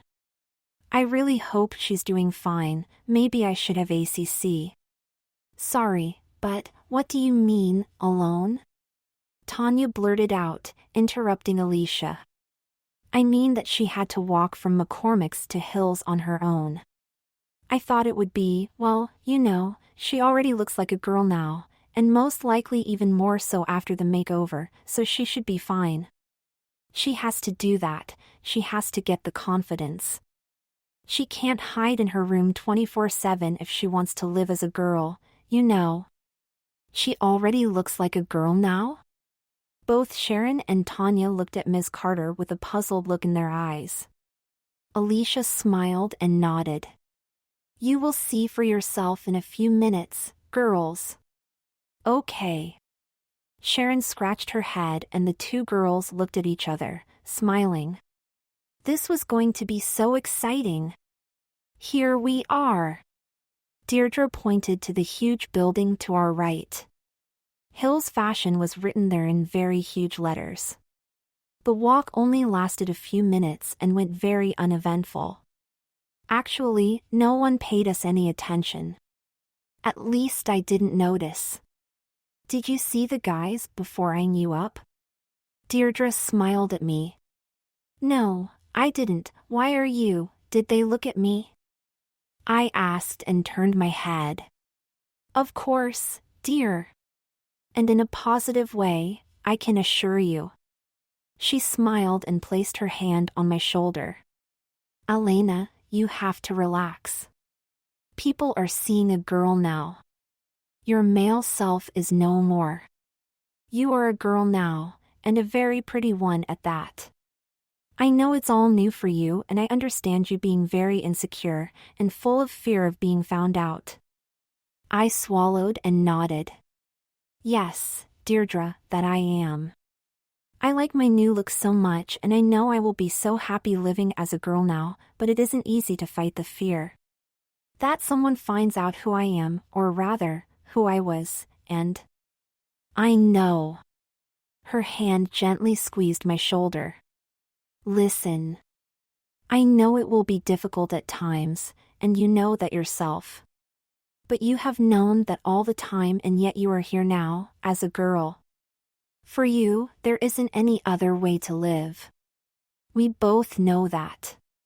For some it will be maybe a bit strange, some might even be hostile at first, but eventually everyone will adapt to it, Elena, sooner or later. And the main thing is that you, now, can be yourself and live like the girl you are. Probably always have been. Focus on yourself and your happiness, that is the most important thing to do. And stick with those who accept you as you are. For the others do not count anyway. I deeply looked in her eyes as she spoke to me and nodded slowly, after pondering about her words. Intuitively I gave her a close hug. Thank you, Deirdre, for everything. For this great job and for being so kind to me and for accepting me and not, thank you.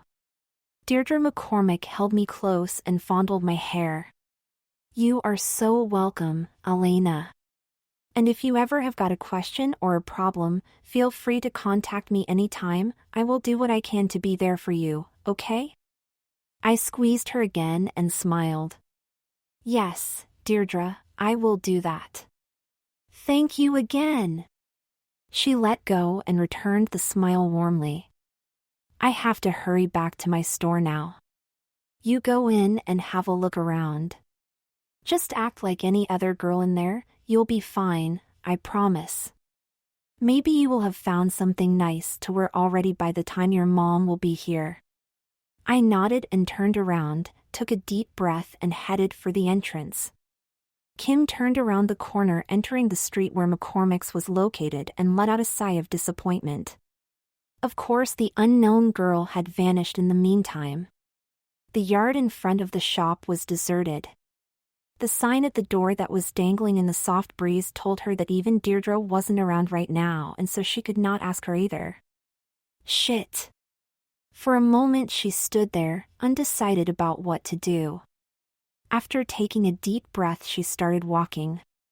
The shopping center wasn't that far away, and Hills was on the way too, only a heartbeat away from McCormick's even. After a few steps Kim already smiled again. Nothing could beat a quick shopping at Hills. They had such fancy stuff there. Light-hearted she ambled down the street and already could see the huge letters high above the trees. Hills. She smiled in anticipation and looked left and right, ready to cross the street. Hey Deirdre, she shouted and waved her hand spotting Deirdre McCormick walking on the other side of the road. Kim? Hi again. I thought you. Deirdre frowned and stopped, waiting for Kim to get across the street.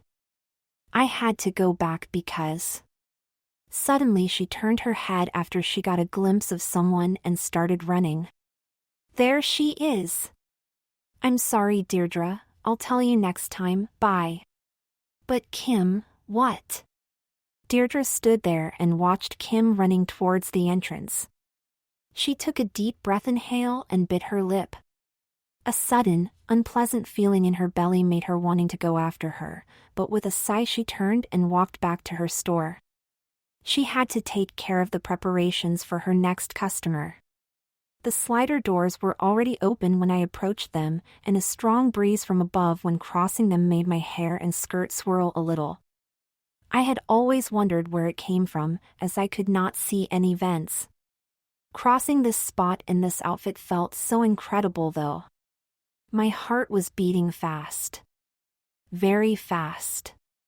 Never before had I been in public like this, dressed as a girl, and even on my own. Instantly I was surrounded by quite a lot of people browsing the various stands, and I quickly took a glance around, but no one seemed to notably pay attention to me. They all seemed to be focused on the clothes that were being displayed literally everywhere. A stand with a nice, white and light blue colored dress caught my eye and I approached it, looking more closely. I loved the colors, and the length seemed to be just right, around knee level. A nice choice for you, young lady. I heard a mature voice from behind. I swallowed and turned my head, facing a blonde-haired saleswoman looking at me. I am sure it looks darling on you, beautiful. It's a great model to show off your nice feminine figure. But this one here. She looked at me a bit closer then nodded. No, this one here won't fit you properly. Shall I get you one in your size? She asked with a warm smile. Yes, I guess. I stammered and cursed myself inwardly for being so insecure. All right, wait here, I'll be back with you in a few moments, the woman replied and smiled again. Does she know? Feminine figure? I quickly looked down on myself to make sure everything was still in place and then watched her disappearing between two stands not far away. I forced myself to calm down and started to browse some other dresses hanging at the adjacent stand while waiting for the saleswoman to return, when suddenly my heart sank. Kim! There was Kim! Oh God! From the corner of my eyes I saw her entering the building, and, even worse, heading straight into my direction. Panic took control, and I desperately looked around. Not far from me was an empty cabin. I rushed over and literally jumped in, closing the curtain. I didn't dare to breathe and just stood there on the spot. Here it is. Oh, where are you, dear? I heard the saleswoman speaking. I didn't want to answer, but I also knew it was very impolite to just vanish. I am in here. I quietly responded. Oh, I see. I am sorry that it took a while to retrieve it. I heard the ticking noise of her heels as she approached my cabin. Is it okay for you if I hand it over to you? She asked, and I could see a part of the dress she was squeezing in between the wall and the curtain. I quickly took it. Yes, of course, thank you, ma'am. I croaked, trying to suppress the lump in my throat. Strange. I swear I saw her standing here a moment ago. Kim's voice made me shiver. Are you looking for your friend, dear? Through the closed curtain I heard the saleswoman's voice again. The girl who was just here is now inside that cabin. I gave her a lovely dress to try on, so I suggest you wait for her right here. Oh, thank you so much, ma'am, that I will do. I could feel the sweat running down my face. I stood inside the cabin, petrified. My mind raced, but I knew that I was lost. I had to leave this cabin sooner or later and would directly have to face Kim again. If I stayed too long in the cabin, it was even more suspicious. I swallowed hard and looked into the mirror. The girl staring back at me was really beautiful, I had to admit. Never would I have thought I could look like this. Deirdre really outdid herself with that makeover. And Julie's clothes looked really so nice on me. I took the dress and held it in front of me. I gazed at myself for a few long seconds, then nodded. I had only one chance. Kim had obviously recognized Julie's clothes. If I now changed into that dress, maybe she would just leave me be. Hopefully she would. For sure she would not associate a girl with Alan, especially not one with girly curves, so I indeed had a slight chance of getting away this time. I wasn't ready talking to her. Not yet. I decided to take that chance. It was all I had and all I could do. I started undressing the sweater and the skirt. My new breast looked so real underneath the undershirt.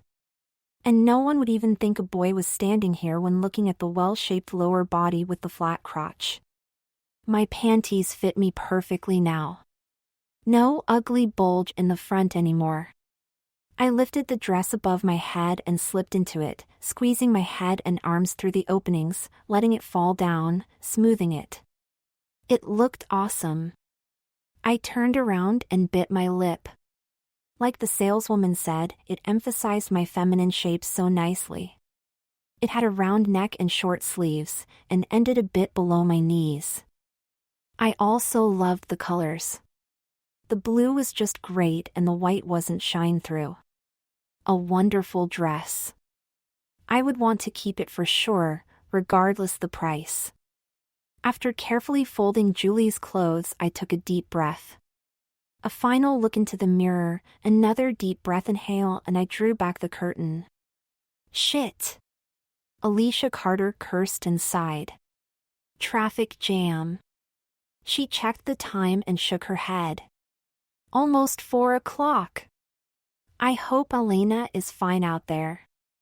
I am sure she is, Ms. Carter, at least I do hope so. Sharon responded and looked at Tanya, who bit her lip and looked outside to check where they were. See, Hills is not too far away, Tanya said and turned a bit. What if we would get out here? We will be quicker walking, and can already check on him, her, and you can go and look for a parking place without having to rush too much.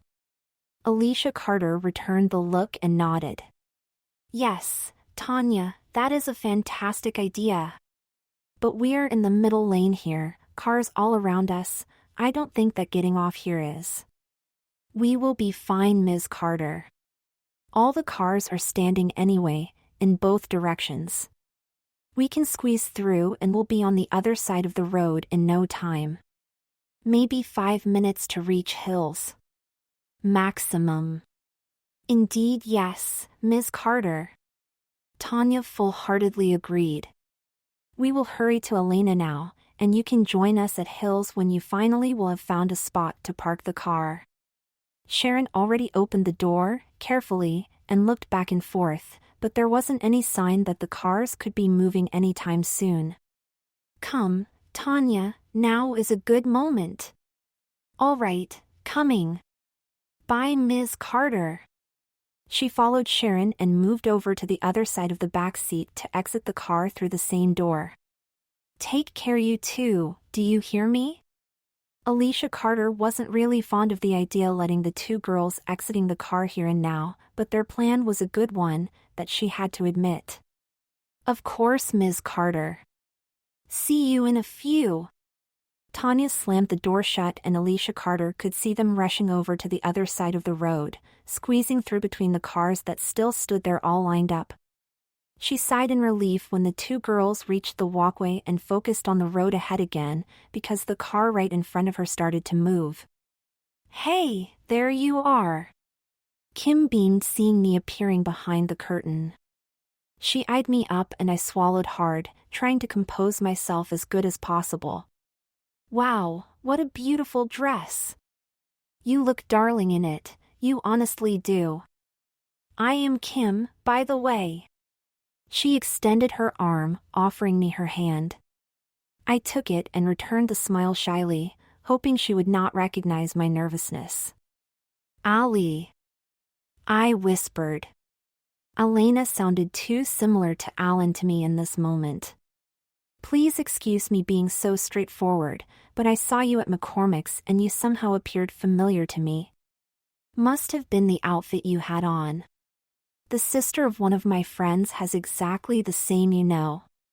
She tilted her head for a moment and smiled brightly. Or maybe because of your beautiful dark eyes. Great job of Deirdre, by the way. You look gorgeous. Her words made me blush and I coughed. Sorry, a sore throat. I added, trying to conceal my voice as good as I was able to. Thank you for the compliment. I harumphed again. Don't be so shy, beautiful. She giggled and wanted to add something when her phone started to beep, causing her to roll her eyes while reading the message. So very sorry, but I have to run. They are waiting for me at the shopping center. I hope to see you at school next week. Would be lovely to get to know you. Bye for now, Allie. Yes, that it would be for sure. I replied and somehow managed to return the smile while watching her waving at me, turning around and running away towards the exit. I closed my eyes for a moment and took some deep breaths, getting a hold at a nearby stand. I still couldn't believe my luck. I got away a second time. She didn't recognize me. Thinking of what could have happened and how she might react when finally finding me out made my knees so soft again. Everything okay? The friendly voice of the saleswoman reached my ears and got me startled. What? Yes, of course, God, dear. What happened? You look like you got scared to death. Really, everything okay with you? She looked closely at me, sincerely worried. I nodded and gave her a shy smile. Yes, all is fine, really. I replied as convincingly as possible. I am not so sure, but if you say so. The woman returned the smile warmly. I have to tell you that you look gorgeous in this dress. And you know what? It's on sale today, so it's only $30. What do you say? Thank you, ma'am. Wow, only $30? That is quite cheap indeed. Then I take it, of course. I really want to have it. I looked down on myself again and smoothed it a bit. May I just leave it on? Oh sure, my dear, just let me remove the price tag then. She started to fumble at the back of the dress. There it is, now you are all set. Please follow me, lovely young lady. Oh my God, that's impossible. Ow, is that you? Tanya's voice made me turning my head. Sharon and Tanya were standing in front of me, staring at me, their mouths open. I blushed and felt a bit of panic rising again, quickly looking down on myself to see if everything was still in order, then briefly scanning the area around me before looking at the two girls again. Yes, is there something wrong with me? Wrong? Dear God, you look amazing. Unbelievable, really. Sharon hugged me close and Tanya did the same. Now we understand what your mom meant, God, Elena.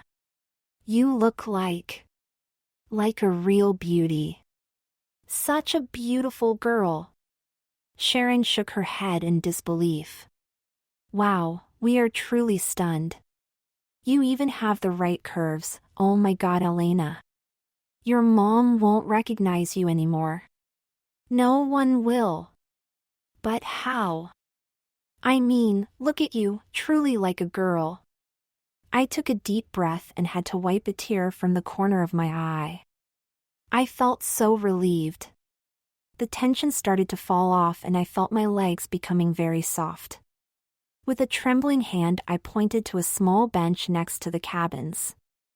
I have to sit down for a moment. Tanya noticed and instantly took my hand, and the two girls helped me reaching the bench. I smoothed the dress and sank down, exhaling. I am fine, don't worry, it's just the relief. Kim was here a moment ago, you know. What? Kim? Our Kim? Kim Winthrop? Tanya asked in disbelief. Are you okay, Elena? Sharon squeezed my hand. No, don't worry, I guess, she didn't recognize me. She wanted to. I swallowed. To get to know me, and Joe? Hartford? What has he got to do with it? I didn't meet him, but he saw me when they arrived at Deirdre's salon. They were there? At McCormick's? Yes, Debbie and Kim went inside while the rest of them stayed in the van, and I heard Joe yelling something about a date. Sharon gasped and Tanya giggled, shaking her head again. Wow. Joe Hartford asked for a date. Debbie and Kim? You met them both then? Sharon looked puzzled. Yes, they more or less ignored me. I was standing outside waiting for my mom, and they quickly went in and out again, and then went back to join the others in the van. Then they drove off. Oh God. I am still. And none of them recognized you. You are a natural girl, you know that, right? Sharon smiled and playfully punched me. I am scared. I swallowed hard. You know, this is me. The real me. After this. I never want to be that boy again. I mean, I am still him, still me, but I am scared about school, about the others. I felt Sharon squeezing my hand again. I smiled at both of them and told them about my day, the doctor, the prescription, the silicone breasts and everything. They listened closely and just hugged me when I finished. We will support you, Elena. We are here for you, okay? Tanya gave me a warm, heartfelt smile. In this moment, I felt so happy and relieved, I almost forgot about all the problems and challenges that were still to come. I just felt like a happy girl. In this moment, I was me. The real me. I was Elena. We are over here. Sharon waved when she noticed my mom walking through the entrance. I looked to my right and saw her too. Nervously, I stood up, flanked by Tanya and Sharon. My mom quickly came closer and stopped right in front of us, her jaw dropping. Oh my God. My words, Ms. Carter. Tanya laughed as my mom hugged me tightly. Let me look at you. She eyed me up and hugged me again. What a beautiful girl you are, my dear. Deirdre really made such an incredible job. And that dress. So hard to believe, yesterday you looked like a boy, and now look at you. Such a beautiful girl. Thank you, Mom. I hugged her too and instantly felt relieved and comfortable in her arms. It all still felt like a dream. I saw the dress and a friendly saleswoman got me one in my size and I tried it on and loved it and it was only $30 and so I hope that is okay, Mom? Yes, dear, it is. Of course it is. It really looks so darling on you. And the best is, Kim even didn't recognize her. Sharon laughed. Kim? Kim Winthrop didn't recognize her? When and where did you meet Kim? Alicia looked at me and frowned. While waiting for you outside Deirdre's salon, and in here too, and she wants to get to know me. I cleared my throat and told her about my encounters with my classmates. My mom had a hard time to remain quiet, but she let me finish without interruption. What now, Mom? I don't know what to do now, all I know is that I don't want to be a boy anymore. But school, when they will find out. Joe, and Kim, Debbie, the others, and Dad. I am scared, Mom. Maybe all this. She hugged me even closer. Don't you worry, my love. We all know it won't be easy. But no matter what, you are, and will be my daughter Elena Carter from now on. And I will do my best to help you, okay? She smiled brightly. And as you can see, you are fitting in perfectly. When people look at you, they see a girl. My girl. And you have us too. Tanya added, and don't forget my mom and my sister, and most likely her gang too. You are not alone, Elena. I nodded and looked at them, smiling. A truly happy moment. Hey cutie! Did you find her? Debbie patted Kim on the shoulder and smiled. Hey Deb, yes. And guess what? We even talked. Kim returned the smile. She's really nice. I would have talked more, but then I got a message from an impatient someone named Debbie Wilson. She playfully poked Debbie and giggled. Why yes, sorry. But shopping is so much more fun together, and it seemed like an eternity to me waiting for you. Debbie grinned. Now tell me, who is she? Good question, Deb. Kim scratched her head. Her name is Allie, and she said she's on Beaver High too. So we actually should know her, right? She's our age for sure. And I cannot remember having met her yet, but something about her is strangely familiar. No idea what it is, though. Maybe her wonderful dark eyes. Familiar? And also attending Beaver High, you said? But then we should have met her for sure, at least in one of the classes. She must have come to town only recently then, what do you think? That's the only possible explanation, yes. She's beautiful, Deb. And so very shy and insecure. Which is strange too, in a way. Strange? Why so? I mean, many girls are shy, Kim. Debbie replied.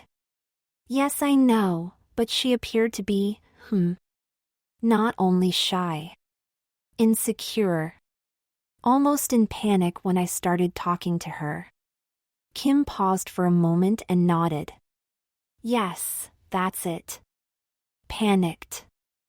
Her eyes looked at me in panic. Did you scare her or what? Why that, Kim? No idea, Debbie. I was friendly, I swear. I mean, I am not a monster, am I? Kim tilted her head. Who knows, who knows? Debbie laughed. Yes, yes. Kim grinned but then got serious again. Honest, I swear she was in panic. But by her looks, she should be confident. She's beautiful, Deb.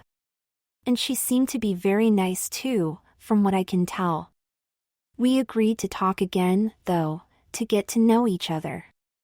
Should be easy to find her if she really attends our school as well. Now, what about my date? A male voice from behind made the two girls turn around. No date for you, Joe Hartford. Too bad, Kim snickered and stuck her tongue out. You messed it up, admit it. Joe replied and sighed. Do you at least know her name and her address? Her name is Allie, and no address yet. But she's also attending our school, so we should easily be able to find her next week. So, there's hope for you, Mr. Sexy. Kim laughed again. Monday, you said? I have to wait until Monday? Joe said with a playfully desperate look on his face. That's just 2 days, you nag, you. You can't wait, HM? So eager to get a rejection? Debbie cheered and both girls started to laugh. A rejection? Never. She will be very eager to date me, you will see. Joe nodded in confidence. I will get her. Care for a bet? A bet? Debbie asked and looked at Joe with a devilish grin. $20 for me if she agrees to a date, and $20 for you if she rejects me. Deal? Joe extended his hand. Debbie grabbed it. Deal. Kim rolled her eyes. Hey, come on you two, it's a shy girl we are talking about, not some subject of a bet. Too late, Mommy Kim. Joked Joe and turned around. See you later, girls, we have important business going on. Oh yes, I can imagine, Joe. Kim replied. More methods to embarrass and humiliate Alan? Joe shrugged. That will depend on him. Interesting enough, Mark seemed to be determined to give him a fair chance to become part of the team. Probably forced by his dad, I guess, but I will make sure that he won't make it, trust me. He turned around with a mean laugh and pointed towards his mates, who were standing not far away, engrossed in an obviously very lively debate. I'd better join them again. They need me. Okay, Joe. Kim said. Let's go shopping. We might go back to Hills though. I noticed some very nice stuff there. And, who knows, maybe she is still around. Joe stopped and turned around again. You mean that mysterious girl, Kim? Yes, of course. Want to join us, Mr. Casanova? Debbie smiled brightly. Or you can give me the $20 right away. Joe touched his nose and looked back and forth between his mates and the two girls. They need me, but, on the other hand, nothing beats hunting for a date. I will join you too if you don't mind. I can look out for her on my own there while you two are busy shopping. 6 eyes can see more than 4, maybe we can catch her. And by the way, I am eager to get my $20. Let me just tell the guys and then let's go over to Hills.